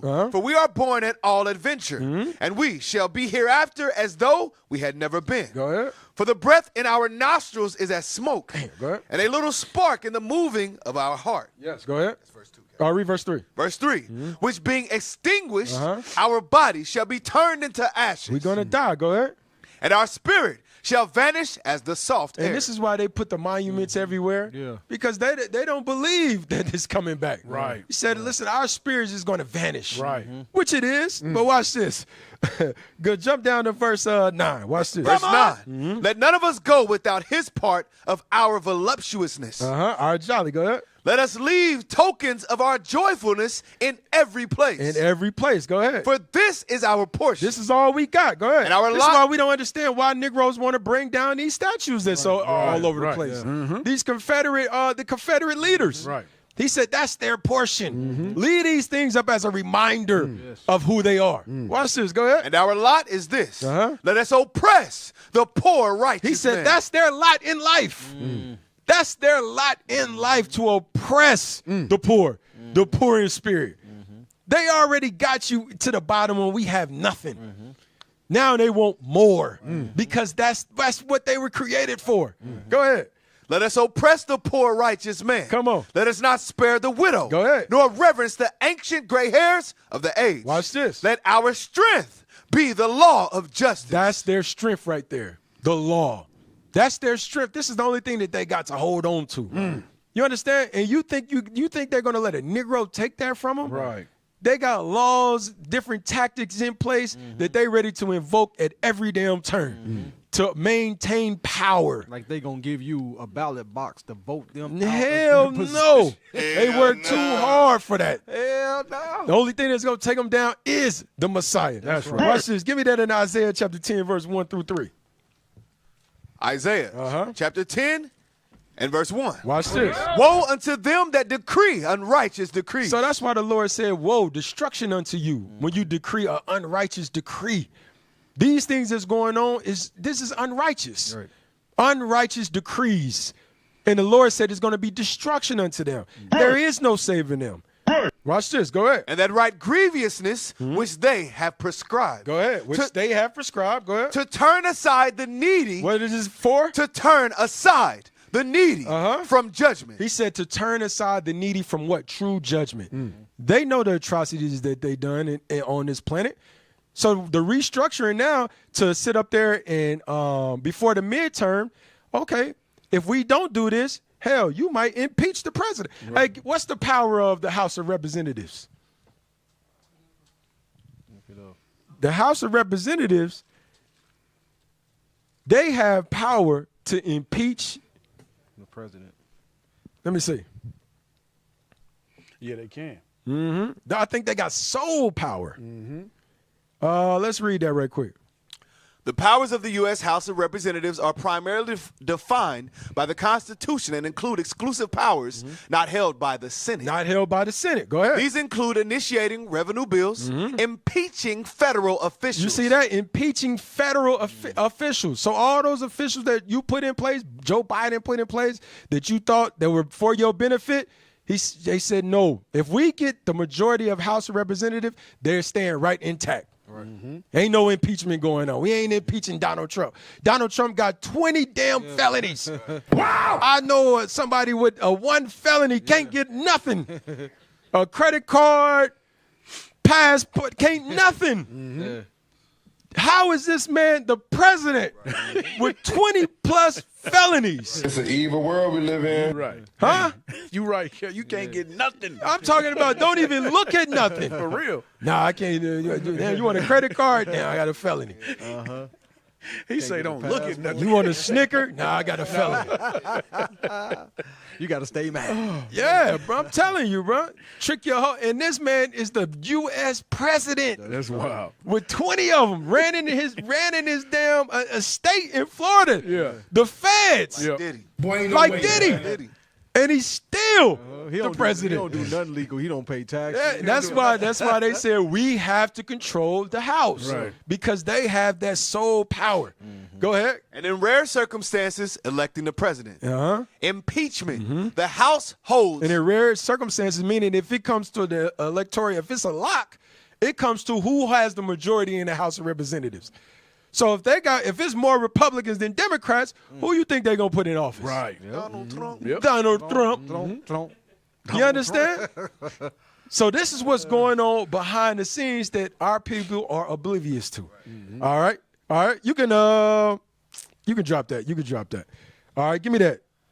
Back in Isaiah? Yeah, back in Isaiah. Isaiah chapter 10 and verse 2. To turn aside the needy from judgment and to take away the right from the poor of my people, that widows may be their prey. That widows may be, they can start to prey on widows, because think about the mass incarceration of black men. Of black men, you have a lot of widows out here. The deaths, these killing black, we killing ourselves. So now since you don't have somebody, a strong figure to stand up for you, now they're actively taking advantage of it, systematically taking advantage. Go ahead. By what? Decrees. Go ahead. And that they may rob the fatherless. And rob the fatherless. Go ahead. And what will ye do in the day of visitation? But the Lord is saying, what the hell you going to do when I come visit you? What you think? You think you're going to just get away with this? What you going to do when I come visit? Go ahead. And in the desolation which shall come from far. This is why we have to sit up there and have faith in the Lord. Because the Lord already see the atrocities is going on, the decrees is going on. He put that in his spirit. But the Lord said, what you going to do in the day when I visit you for oppressing the poor, oppressing the widows, the childless, the fatherless, when there's laws in place for us not to do that as priests, as leaders of the Lord. You understand? The Lord said, if they cry unto me and my ears hear it, surely I'm going to bring down judgment upon you. So what do you think all these women who can't afford housing, who you sitting there, you taking away the little welfare that they got? Come on. What do you think when they cry out? Who do you think is hearing these things? A lot of these people don't believe that it's a God.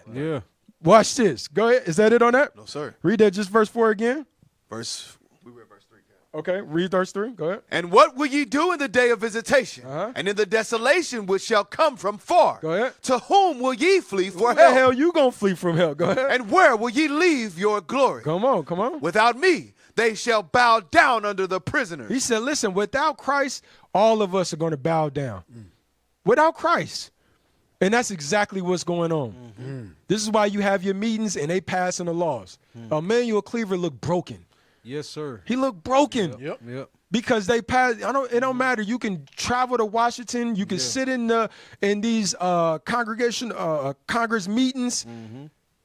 Invoke your cause. State your cause.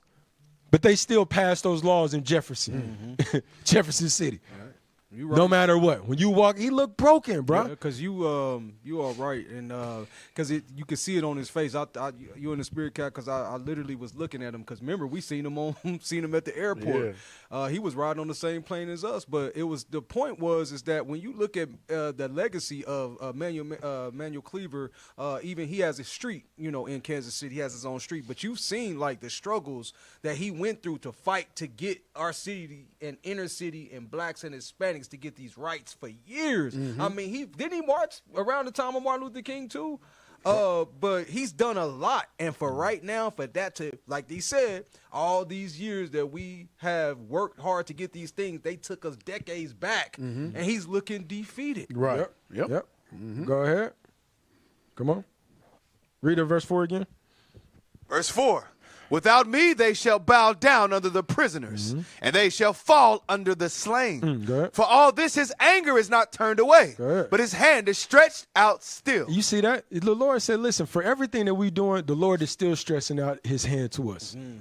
Still. Sending the prophets still. Come on! Even though we are literally, when we go and get involved in this so-called democracy, that's literally a spit in the Lord's face. But he said, listen, I still love you enough to try to save 1/3 of you. Stretch out your hand. And then you got Negroes sit up there and talk down when we go out to the four corners of the earth trying to save our people. like our people is only here in America. He said we're going to be as the sand of the sea. Right. The U.S. population, as Negroes, 13%. And we're going to be as the sand of the sea. Yeah. We're going to everywhere. We got to go save our people. Right. Yeah. You understand? Watch this. Give me that from there. Give me that Bible Atlas. Okay, yeah, you can play this one. Then give me the Bible Atlas. Yeah, you can play this one. White Texans receive 1 member of Congress for every 445,000 residents. If you're Hispanic, it takes about 1.4 million residents for that same representation. Damn. If you are black, it takes 2 million. In this proposal, a Hispanic Texan has 1/3 the political value of a white Texan under this plan, and a black Texan 1/5.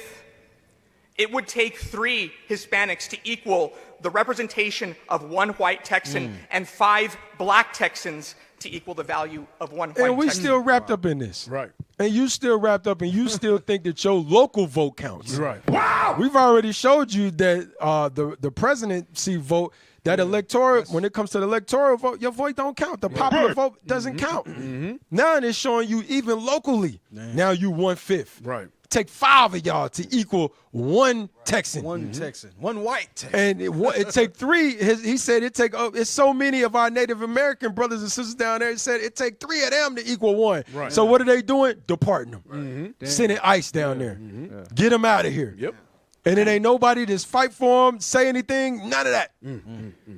Hey, Cap, I want a quick script. Go ahead. Let me Psalms 127. This is what we realize, and we come into the understanding that unless the Lord is building, no, just read it. I don't want to go too fast. Read that. Psalm chapter 127 and verse 1. Come on. Except the Lord build the house. They labor in vain that build it. Okay, so it says, except the Lord is behind the building. It's all in labor. It's all in vain what we're doing. You can be Democrat, Republican. You can march all day. It's going to be in vain if the Spirit of the Lord ain't behind it. Right. Keep reading. Except the Lord keep the city. The watchman waketh, but in vain. Except the Lord the Lord has to be behind anything that we do. That's why Emmanuel Cleaver, his legacy, you say he's been doing this for a long time. And now it's coming to naught because the Lord was not behind it. We not going to get out of this situation by politics. No, and we've been telling our people this for years. Come on! And now they feeling it. Yeah. Now they saying we ain't just purple Power Rangers on the street. What we've been talking about is coming to pass. Yep. Watch this. Can I get one, Cap? Yeah. Job 36:15. I think, Job 36 and verse 15. Because just like you said, except the Lord build the house, they labor in vain, right? You said the Lord sent his evil angels. People would say you got necessary evils. So it's necessary that the Lord send his evil angels and plague us as a people, right? During the time of our oppression, that's the only time we listen as a people. Read what you got. Job chapter 36 and verse 15. Bring it out. He delivered the poor. So the poor, according to the book of Isaiah, is the children of Israel. He said he delivers the poor. When we weren't going through oppression as a people, we would come out of captivity. We would go and serve idols. We had to be oppressed again to remember our God, to repent. Read. He delivered the poor in his affliction. Which is why we had to be afflicted. Like it says in Hosea, I will go and return unto my place until they acknowledge their offense. In their affliction, they will seek me early. Right. And openeth their ears. And their ears, that's not just a physical. That's a spiritual thing. This is how we come to the understanding of who we are. When we see the oppression, when we see what's happening to us as a people, read. And openeth their ears in oppression. So we have to be oppressed as a people. Right. What the Judah parable is, a hard head make a soft ass. So that's the children of Israel. That's it. Hey, get that. Put that on the screen. Because we sometimes we be thinking it's going to be just a swift destruction to America. No, some of these things, it take time through history. Watch this. Read that. Holman Quick Source. Bible Atlas with charts and biblical reconstructions. Go inside. Just show you something. Remember we read about Cyrus earlier. I just want all the green, okay? Yes, sir. Go ahead. It's from Ashur. I mean, I said Cyrus, but I'm talking about this is going into Assyria. Yes, go ahead. The name? The name Assyria is from Ashur. Its first capital founded about 2000 BC. The foundation of other Assyrian cities, notably Calah and Nineveh, appears in Genesis chapter 10, verse 11 through 12. By 1900 BC, these cities were vigorously trading as far away as Cappadocia in eastern Asia Minor. So this is at the height. This is at the height of their rulership, if you will. Watch this. Read it. The beginning. Beginning at about 1300 BC, a reunited Assyria made rapid territorial advances and soon became an international power, expanding westward. Tiglath-Pileser I became the first Assyrian monarch to march his army to the shores of the Mediterranean. With his murder, however, Assyria entered a 166-year period of decline. And the reason why I wanted to bring this out, look how long it took for Assyria to decline. You understand? This wasn't overnight. Right. What we're witnessing right now is the decline of America. Right. Remember what Martin Luther King said, I fear that I've integrated my people into a burning house. It's a reason why he made that statement when he made that statement. Come on! You got to remember, in the 40s, a lot of things was going on in the 40s. The terrible damn 40s, where you sit up there and you had the Balfour Declaration, the creating of the nuclear bomb. It was like the Lord was shaping World War III. Yes, sir. In the 40s. Then in the 60s, give me that when we went to the moon. I think it was 69.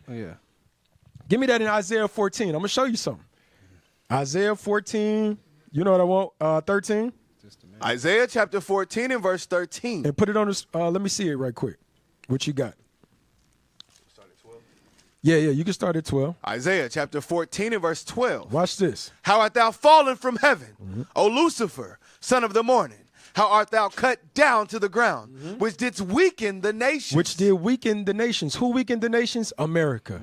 America. He weakened the nations. This Lucifer is not a mythical person, a mythical figure. Come on! This is somebody who physically weakened every nation on this planet through military, political. He weakened the nations. Watch this. Go ahead. For thou hast said in thine heart, I will ascend into heaven. I will ascend into heaven. Go ahead. I will exalt my throne above the stars of God. Who said this in their minds? That I'm going to ascend into heaven and set their throne. A throne is a place of rulership. Right.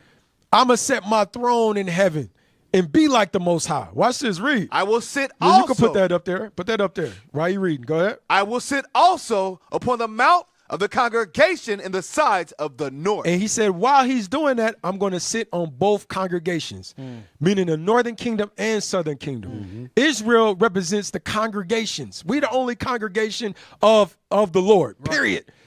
But this man said, while I've sent my throne in the stars and sit like the Most High, I'm going to also rule over the northern kingdom and southern kingdom. Come on! I'm going to oppress them at every turn.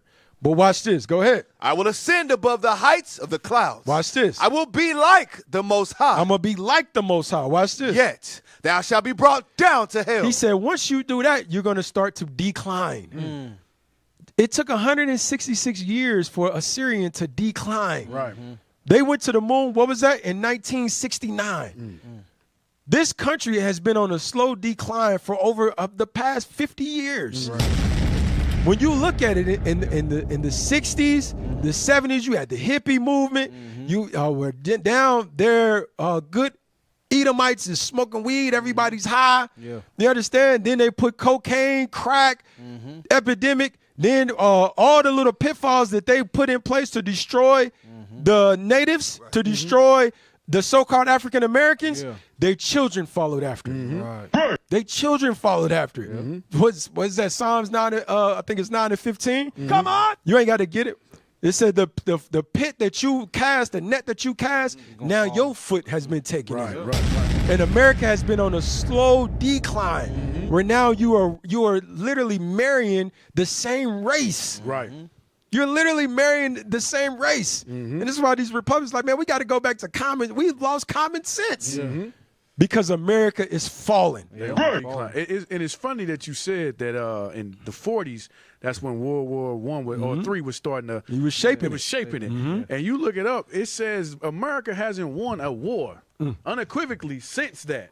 He's been on a decline in war since that. You know, Vietnam, they got kicked out. You know, they never fully won it, since the World War III. Yeah, they've been, I'm telling you, they've been on a slow decline. A lot of times when you think about time, we have these landmarks where we remember like 1916. That's when we came over, 1492. We landmark it, 2000 and September 11th, July 4th. But you forget about the whole landscape of things. You forget about everything that's going on around it when you deal with time. And this is why the Lord said, listen, get that in Job 8:8, I think it is. This is why he said this. Because you were saying Assyria was 160. It took 166 years for it to fall. That was a long time. But, the Lord said that Esau was going to have a small dispensation. I'm butchering it. But he's going to have a short time. That's why I said the devil knows he has but a short time. His time is coming up. So he's up in the ante. Come on. Go ahead. You got that? Yes, sir. I was going to say that's called the age of decadence. Yes. Age of decadence, Where they had those times of indulgence, years of plenty, right? And then they go on that slow decline. They go on their decline. Hundreds of years. And the Lord said, once you set your nest in the stars and you want to be like the Most High, then that's when you're going to start to decline. That's when I'm going to start to bring you down. Right. Give me that. Job chapter 8 and verse 8. For inquire, I pray thee. This is why now we got to inquire. Go ahead. Of the former age, and prepare thyself to the search of their fathers. Go ahead. For we are but of yesterday, and know nothing, because our days upon earth are a shadow. He said we are yesterday, but we don't know anything. So in order, if you think about time like a pond, in order for you to fish in that pond, you need your forefathers. You need your uncles. You need your grandfathers. You understand? So you can be able, when you cast it out, to get this information to pull from, okay, that's what our forefather was talking about. This is what happened in history when they encountered this situation, when this king was over them, when they was putting in decrees. How did Daniel handle himself? When they put a decree in, knowing that we were supposed to worship our God and none else, and they put a decree in his face. How did he move? How did he act? We supposed to follow the same format. So he said we have to prepare a search for our forefathers. Go ahead. Verse 10. Come on. Shall not they teach thee? And they supposed to, and it's going to teach you. Go ahead. And tell thee. And utter words out of their heart. And it's going to start to utter words out of their heart, out of their mind. We able to go back and read it and actually learn from it. The things that were written aforetime is written for what? Us to learn. Come on. Us to learn and grasp. So we won't make the same damn decisions and be out here begging somebody that never wanted us to prosper in the first place. Hell no. I want to cry because they passing laws. The democracy was never for you. It was never for the Negro. And you're going to try to claim it. And you're going to try to claim it. That's like, you got and it's crazy because what Bible are you reading? Like the scriptures say. They're not reading the Bible. The scriptures say we look, the Bible is like as we looking in a glass darkly, right? You literally see the oppression of the Israelites. Like you were saying, we got to search for our forefathers. You can see the oppression, how they went through captivity after captivity after captivity and always needed a savior to come out of that. We was in chains. You was going to be shipped. You're going to go into slavery by slave ships, scattered all over the four corners of earth, have yokes of iron upon their neck. How do you not see that and take those forefathers and know that that's your forefathers warning you of what's happening now? But then when you leave the Bible, you go and vote. You get out the Bible and then you go march. You leave the Bible to go do some political philosophy type thing, thinking you're going to get out of this oppression. The only way you're going to get out of this is if you come back as an Israelite and raise up over this oppression. That's the only way we're going to rise above this. Now watch this. Faith in Christ. Now, hey, give me Deuteronomy 32 because you just said it. Deuteronomy 28:32. Come on. Watch this thing. The book of Deuteronomy chapter. I'm showing you their power. Watch this. Go ahead. Chapter 28 and verse 32. Come on. Thy sons and thy daughters shall be given. Talking about Israel, our sons and our daughters, just like you claim. Our sons and our daughters, go ahead. Shall be given unto another people. Was going to be given to another people. That was not our people. Go ahead. And thine eyes shall look and fail with longing for them all the day long. So we wasn't going to have no political, no military, monetary, no power to get our children back. And you see that today. Put that on the screen. Just read the head. ICE New Mexico officers. And we asking, like, how do you not see oppression? I'm asking the sister, how the hell do you not see oppression? Right. I don't see it. When your people, I know you got somebody affected by it. Got to. Right. I know you do. You just scoffing right now at this point. Because they rounding them up from state to state. Yeah. You can't even, you going Home Depot right now. Yeah. It's a different Home Depot. Yeah, for real. Than what it was 10 years ago. Yeah. For real. Not, or I'm sorry, even 5 years ago. Yeah. It's different. Give me the next one. Give me the next one. Read that. ICE making arrests in immigration courts. And they taking you to court. Here you are going to court trying to make sure that your papers is okay. Yeah. That you got legal status. And they arresting you. Right. As soon as you walk in, they taking you. Yeah. You understand? These are decrees that are happening behind closed doors that the Lord said are unrighteous, unjust decrees that we are ignoring. And it says our eyes can look and fell in long, and it was nothing that we was going to be able to do to get our children back. Right. You having fathers ripped from their children. Right. Yeah. I think we seen a video like that. Yeah. A damn father ripped from their children. Crying. Oh, Man, on TV. You understand? Yeah. This is what's happening. And we don't have power. But I'm going to show you something. These other nations got power. Give me the next one. Watch this. Read that right quick. Belarus frees 52 political prisoners, including foreigners, after visit by U.S. delegation. You see this? They got power. Yeah, to get their people. Watch this. Go down. 52 political prisoners. How many of our brothers are been sitting in prison Bring it and out. died in prison? Yep. Bring it out. Political, what they call them? Political prisoners. Yeah, because they had what was called the war on drugs, Ronald Right. Reagan, that type thing. It's so many men who rotted in prison, man. Yep. You understand? And they mocked him. I think, what was his name? Tupac Shakur's father, Mutula Shakur.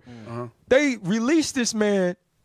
I think they released this man, and when they released him, he died, I think, within a month or something. Wow. You understand? And he sat in jail for over 30 years. Crazy. Over 30 years. But they have power over here to release their prisoners. This is how you know who are the Israelites and who's not. Right. Give me that. Read that. Belarus has released 52 prisoners of various nationalities after a visit by a U.S. delegation to Minsk. And Alexander Lukashenko's latest attempt to balance ties between Russia and the West. Thursday's prisoner release was one of the biggest of Lukashenko's authoritarian rule. Okay, you good. And was part of his effort to mend relations with Washington and secure sanctions relief after years of isolation. Go ahead. Those freed included 14 foreign nationals, 1 Briton, 1 French national, 6 Lithuanians, 2 Latvians. Look who they freeing. Latvians. Look who they freeing. Yeah. And how many of our brothers are locked up? Yep. How many have been detained? Come on. Northern Kingdom brothers have been detained. Thousands. Who's going and speaking on their behalf? Right. Nobody. Who's going and speaking on their behalf to free them? Are they not political prisoners? Right.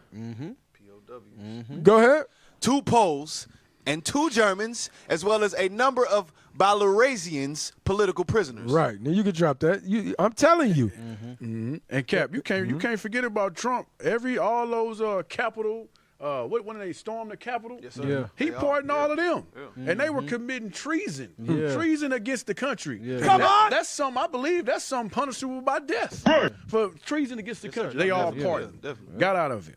Yep. Wow. Ran in the damn Capitol building. People died behind it. Died. Heart attacks.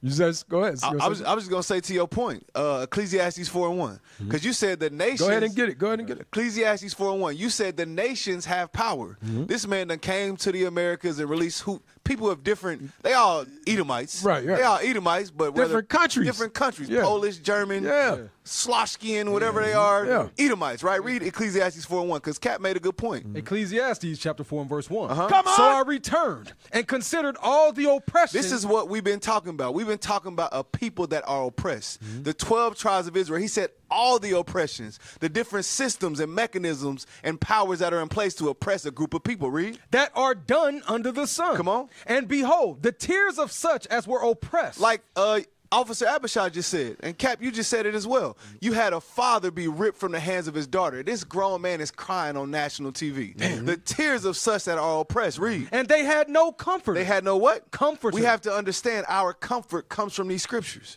Once we learn who we are, the promises that are for us, that's where our comfort comes from. Read. And on the side of their oppressors. And on the side of the Slavians, the Belugians, the Lithuanians, the Latvians, the Polish, the Germans, the French. Everybody that's not a Negro. Everybody that's not an Israelite, read. There was power. And that's the power. They can go when and where they want and have their people released, read. But they had no comforter. We don't have a comforter. We come to tell y'all comfort is in these scriptures. Right. That's it. That's it. I'm telling you. Hey, give me that next video. Matter of fact, hey, you remember that one I told you to hold? Go back and play that timestamp for me. Go back. No. Back. Then forward. Back. Video. YouTube. Back. You keep going forward. Now, remember the timestamp that I told you to hold right here. Play this one. I think it was like 6 minutes, around 6 minutes or something. Yeah, play that one right quick. Watch this. Watch this. Y'all subscribe to our YouTube channel and all our social medias. That's right. All right. Like, share, subscribe. Watch this thing. Come on. Go ahead. In Texas will be just the genesis. The revelations will be seen across the length and breadth of the country. Right. We are about to experience something that we never thought we'd see in our lifetimes, especially after having experienced what happened at the Edmund Pettus Bridge, which is probably the reason a good many of us are in Congress. It was at the Edmund Pettus Bridge on Bloody Sunday that John Lewis and a host of other people of goodwill suffered grave, gross, and inhumane injustices. Hold on. Pause that. Pull up Bloody Sunday for me so the people can know what happened in Montgomery when they sick dogs on our brothers and sisters. This is stuff that we forget, man. Yeah, we forget. We forget. Just hit images for me. Look at this. Sicking dogs on our people. Water hoses. Beating our people. Go hit that. Click on that first one right there. Yeah, click the first one right there. Yeah, click it. And we still trust that these people is going to do good by us, man. No. Go back up. I just want the images. Because we got a lot. Scroll down. What it said in Deuteronomy? And thy body or thy Look at that. carcass shall be meat for the fowl and the beast of the earth. Scroll down. Just scroll down and show all those images. This is the Bloody Sunday that he was referring to. Happened in 1965 in Montgomery, where they was trying to have civil rights. You understand? And they didn't want this. This is not. This is in your mother's lifetime. Some of your mothers was born in the 60s. Yeah. So this is not something in 1800. No. Yeah. Hell, I think you was born in 60, wasn't you? You was born in 60. Hey, officer, you was born in what, 59? 67. Yeah, right there. The See? This is in his lifetime. Go ahead. All right, go back to it. Come on. Play. He look like God. Come on. I don't know. Watch what he says. Who started out on a peaceful march from Selma to Montgomery, and they were beaten all the way back to the church where they started. John Lewis told me he thought he was going to die on that bridge. Friends, Bloody Sunday is the reason we have the Voting Rights Act of 1965. We would not, but for Bloody Sunday, have it maybe later on. But Lyndon Johnson wouldn't have been able to sign it when he did. It was 1965, bro. Go ahead, play. Yes, it was signed in ink with a pen, but it was written in blood. The blood of the people on the Edmund Pettus Bridge. People who died just prior to the march, and some just after the march. Some people think that it's comical to say that it's racist, it seems. It is racist. We've reached a point in our country where we can't say racism because you become persona non grata. But you can say anti-Semitism. And we say that. I defend Jewish people. Look at how the Negro stopped. Oh, my goodness. Look at the sentiment of the Negro. Wow.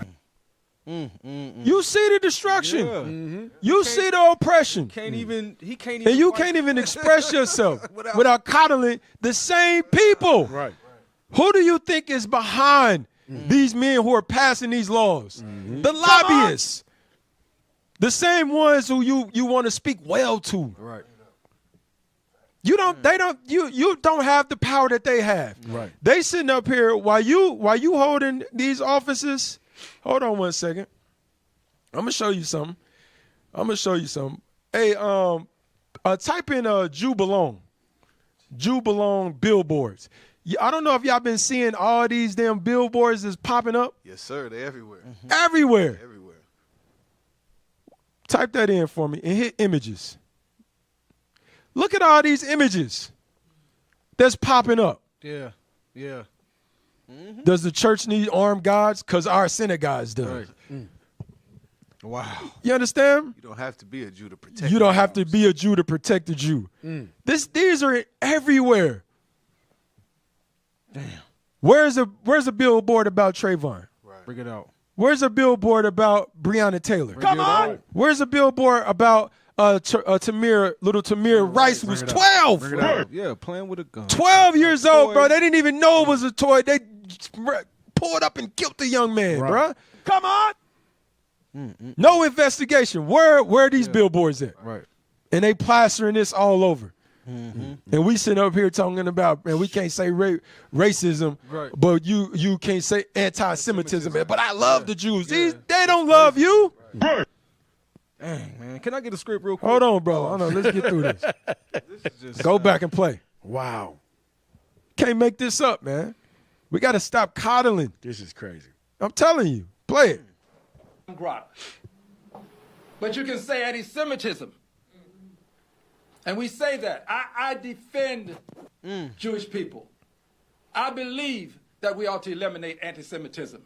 It's crazy, man. But we have come to a point where we want to manage racism and eliminate anti-Semitism. Stop. That's the mindset. That's their mindset. But you want to speak well. But when they have their press conferences about the freaking false persecution that they are suffering, they don't say, "Hey, we believe we want to stand up for the blacks that are dying in the streets of America." Never. You don't see a march or nothing. No, hell no. Or nothing. They don't say none of that about racism. Hell no. But we sit up there and we want to pacify them. Wow. We got to come out of. We got to come out of that. Hey, give me that in Deuteronomy. Say something. Real quick. It's crazy that he brought up the Voting Rights Act of 65. If y'all don't know, George Bush had to extend that because it had an expiration date on that thing.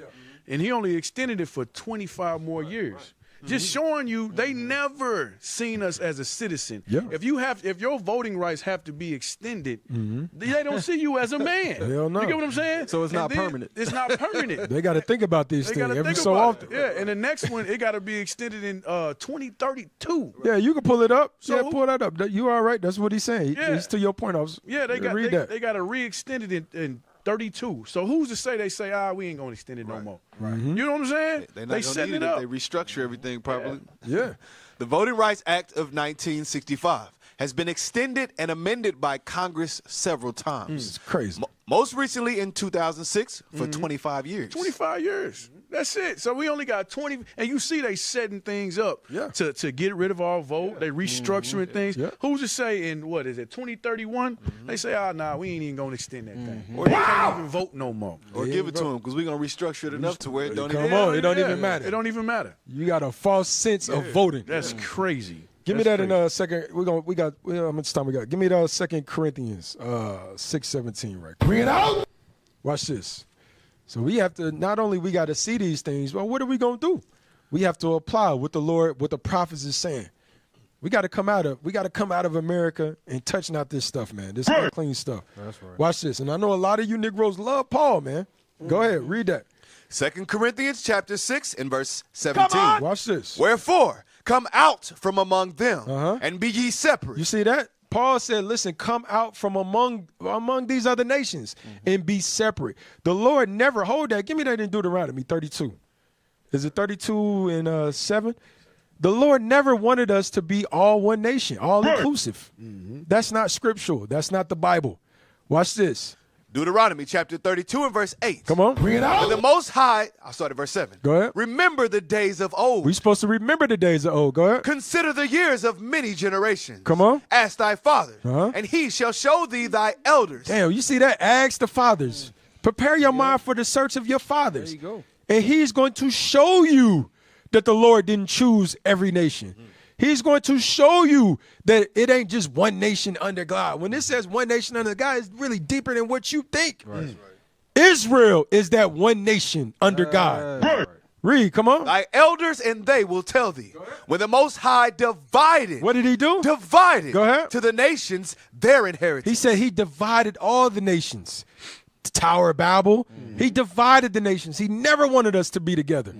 That's never going to work. Go ahead. When he separated the sons of Adam, Go ahead. he set the bounds of the people according to the number of the children of Israel. So he gave Israel the best plot, and then everybody else got the rest. That's right. The bounds according to the Israelites. Go ahead. Is that it on that? Yes, sir. Go ahead. Go back. 2 Corinthians chapter 6 and verse 17. Come on. Wherefore, come out from among them. So now he's telling us, Paul didn't say nothing different from the Old Testament. He didn't say nothing different from what Christ said.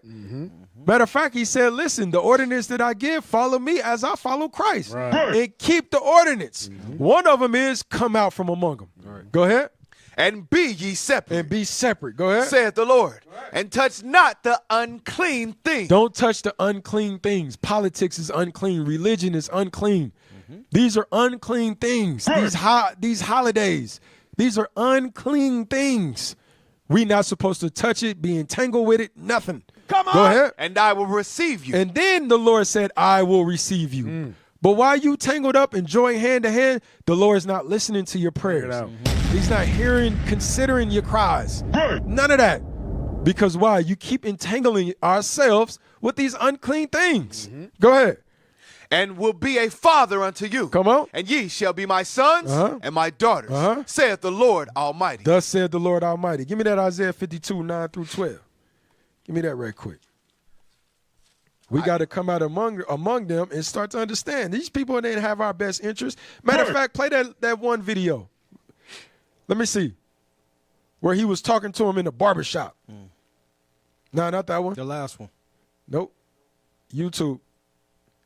Yeah. No, not that one. Nope. It's a brother in a white shirt, white T-shirt. Yeah, play that one. Make sure you get the timestamp too. We gotta be able to look at our oppressors, and we ain't violent, and tell him the truth. You've been oppressing us. You've been putting in decrees to continue to downtrod us, to keep us at the bottom. Thus said the Lord. It's time for our people now to wake the hell up. You got me? Come on.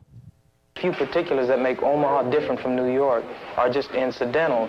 The problem exists because white people think they're better than black people, and they want to oppress us, and they want us to allow ourselves to be oppressed. This is I agree with you perfectly. This is the basic problem. Then what do you that white people think they're better than others? I can't solve the problem. You guys pull the strings that close schools. You guys draw the boundaries that keep our kids restricted to the ghetto. Come on. You guys write up the restrictive covenants that keep us out of houses. Come on. So it's up to you to talk to your brothers and your sisters and persuade them that they have a responsibility. We've assumed ours for over 400 years, and we're tired of this kind of stuff now. We're not going to suffer patiently anymore. No more turning the other cheek. No more blessing our enemies. No more praying for those who despitefully use us. We're going to show you that we've learned the lessons you've taught us.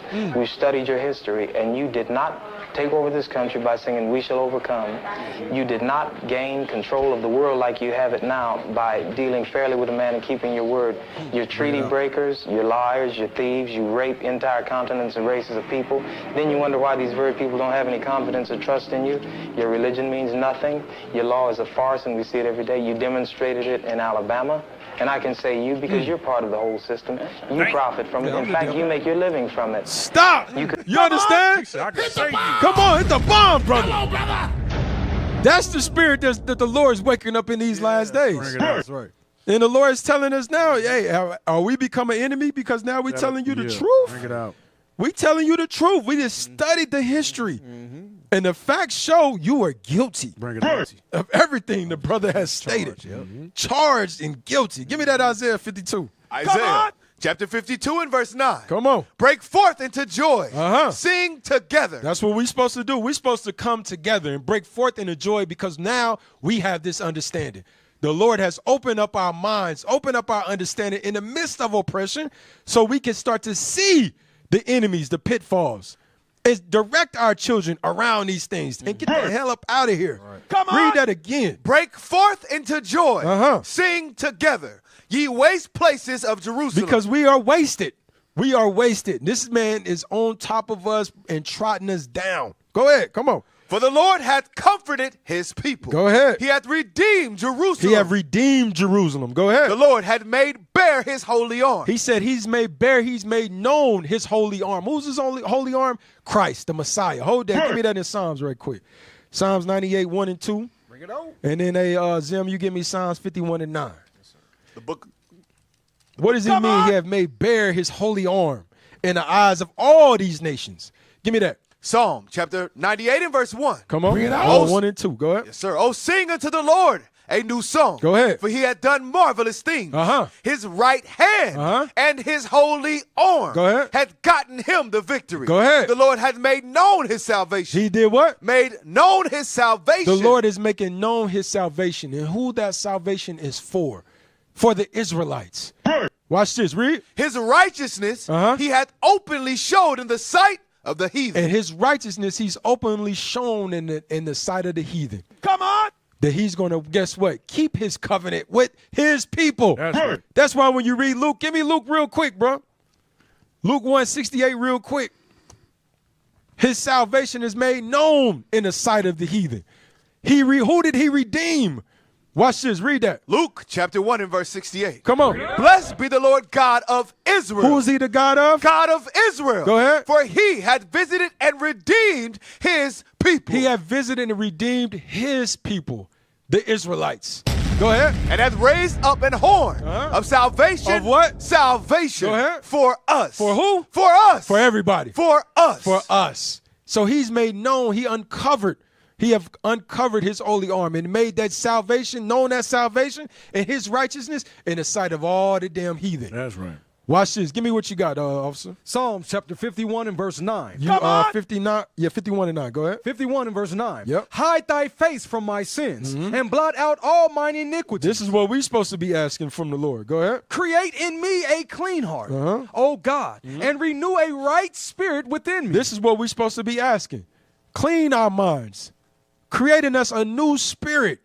Not this docile spirit that keep running behind politics. Create a new spirit when we able to look at our enemies and tell our enemies the damn truth. When we ain't walking across the street when our enemies come walking at us. Holding our heads down. Docile. Say, creating us a new heart. Give me that. Read, come on.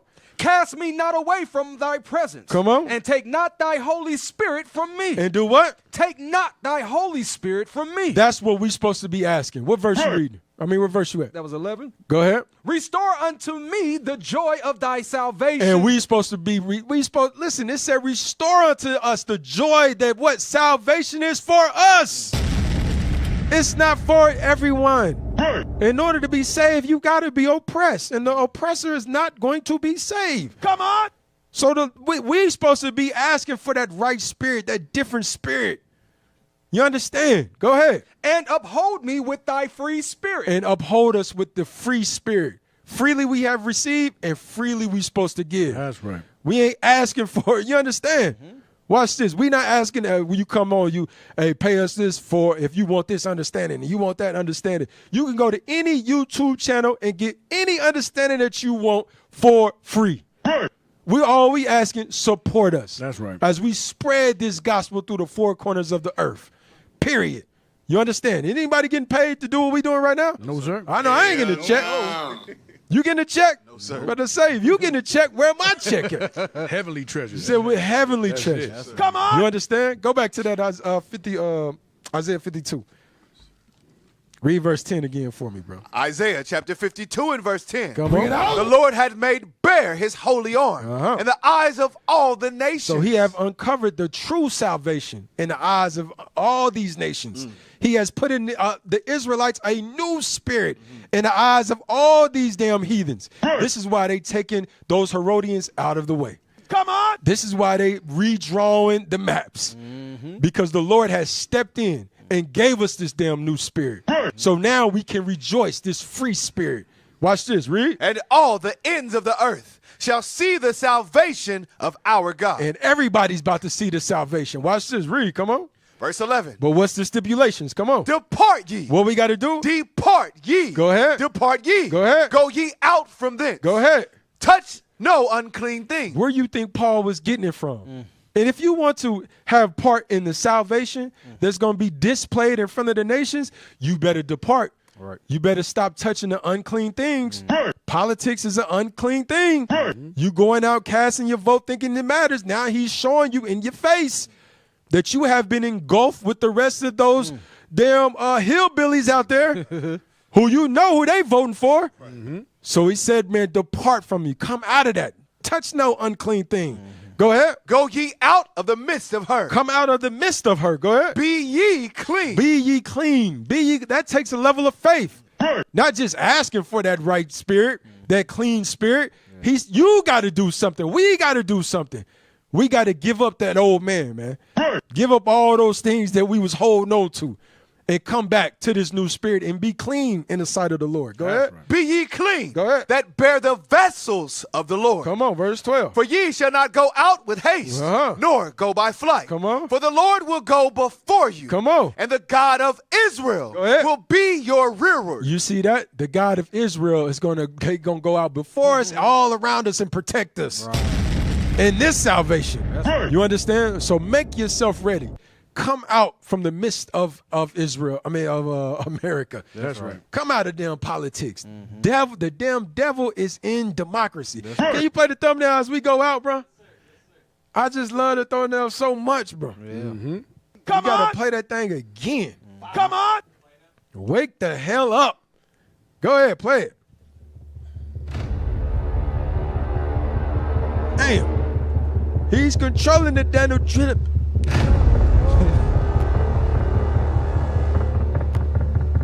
Come out from among them, Israel. You blacks, Hispanics, natives, come out of America, man. Satan trying to take as many as he can, man. That's right. You understand? So all praise to the Most High. Lord's will, y'all got something from it. Yeah. All praises be to the Lord. All praises. What you got, man? Hey, make sure, like I said, all we asking for is support. Give me that in 2 Corinthians 7:1. Paul said, come out of her. Then he sit there and listen what he said. Go ahead. 2 Corinthians chapter 7 and verse 1. Y'all you see the QR code? Hit the QR code and help us. Watch the mindset of real leaders. Go ahead. Having therefore these promises. Go ahead. Dearly beloved. Go ahead. Let us cleanse ourselves. Cleanse yourselves. Go ahead. From all filthiness of the flesh and spirit. Yes, go ahead. Perfecting holiness. Perfecting holiness, separation. Go ahead. In the fear of God. Go ahead. Receive us. Receive us. Go ahead. We have wrong. Because we doing this. We perfecting this holiness. We ain't saying we there right now, but you seeing us perfect this thing. That's right. We going through. Day of Atonement is coming up. A lot of y'all don't even know what Day of Atonement is. Right. Come on. That is an agenda that has been going on. You understand? Well, you're supposed to afflict yourself Tuesday night to Wednesday night. Right. Afflict yourselves a day to atone for all the sins. Read it in Leviticus. Watch this. Go ahead. Receive us. Ahead. We have wronged no man. We ain't wronged no man. Go ahead. We have corrupted no man. Go ahead. We have defrauded no man. And you see our fruits. You see our fruits. Once you donate to the QR code, you see we traveling the four corners and we teaching and we setting up different things. We got countries coming after us. Right. Countries. While niggas debating, we got countries trying to stop us. Right. You understand?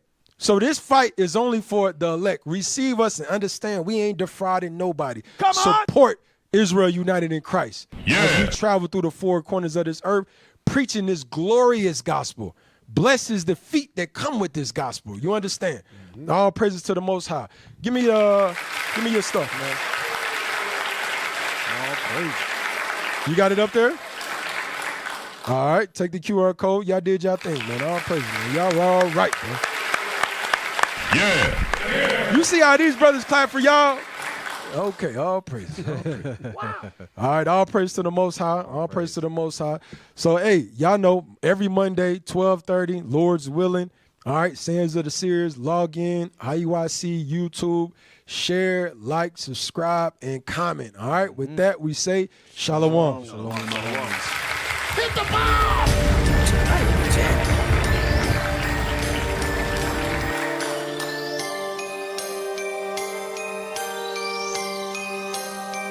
Yeah, hey, look, it's wartime.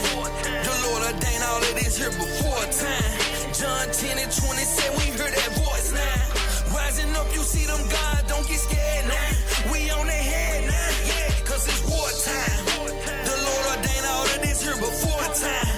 John 10 and 20 said we heard that voice now. Rising up, you see them gods, don't be scared now. We on their head now.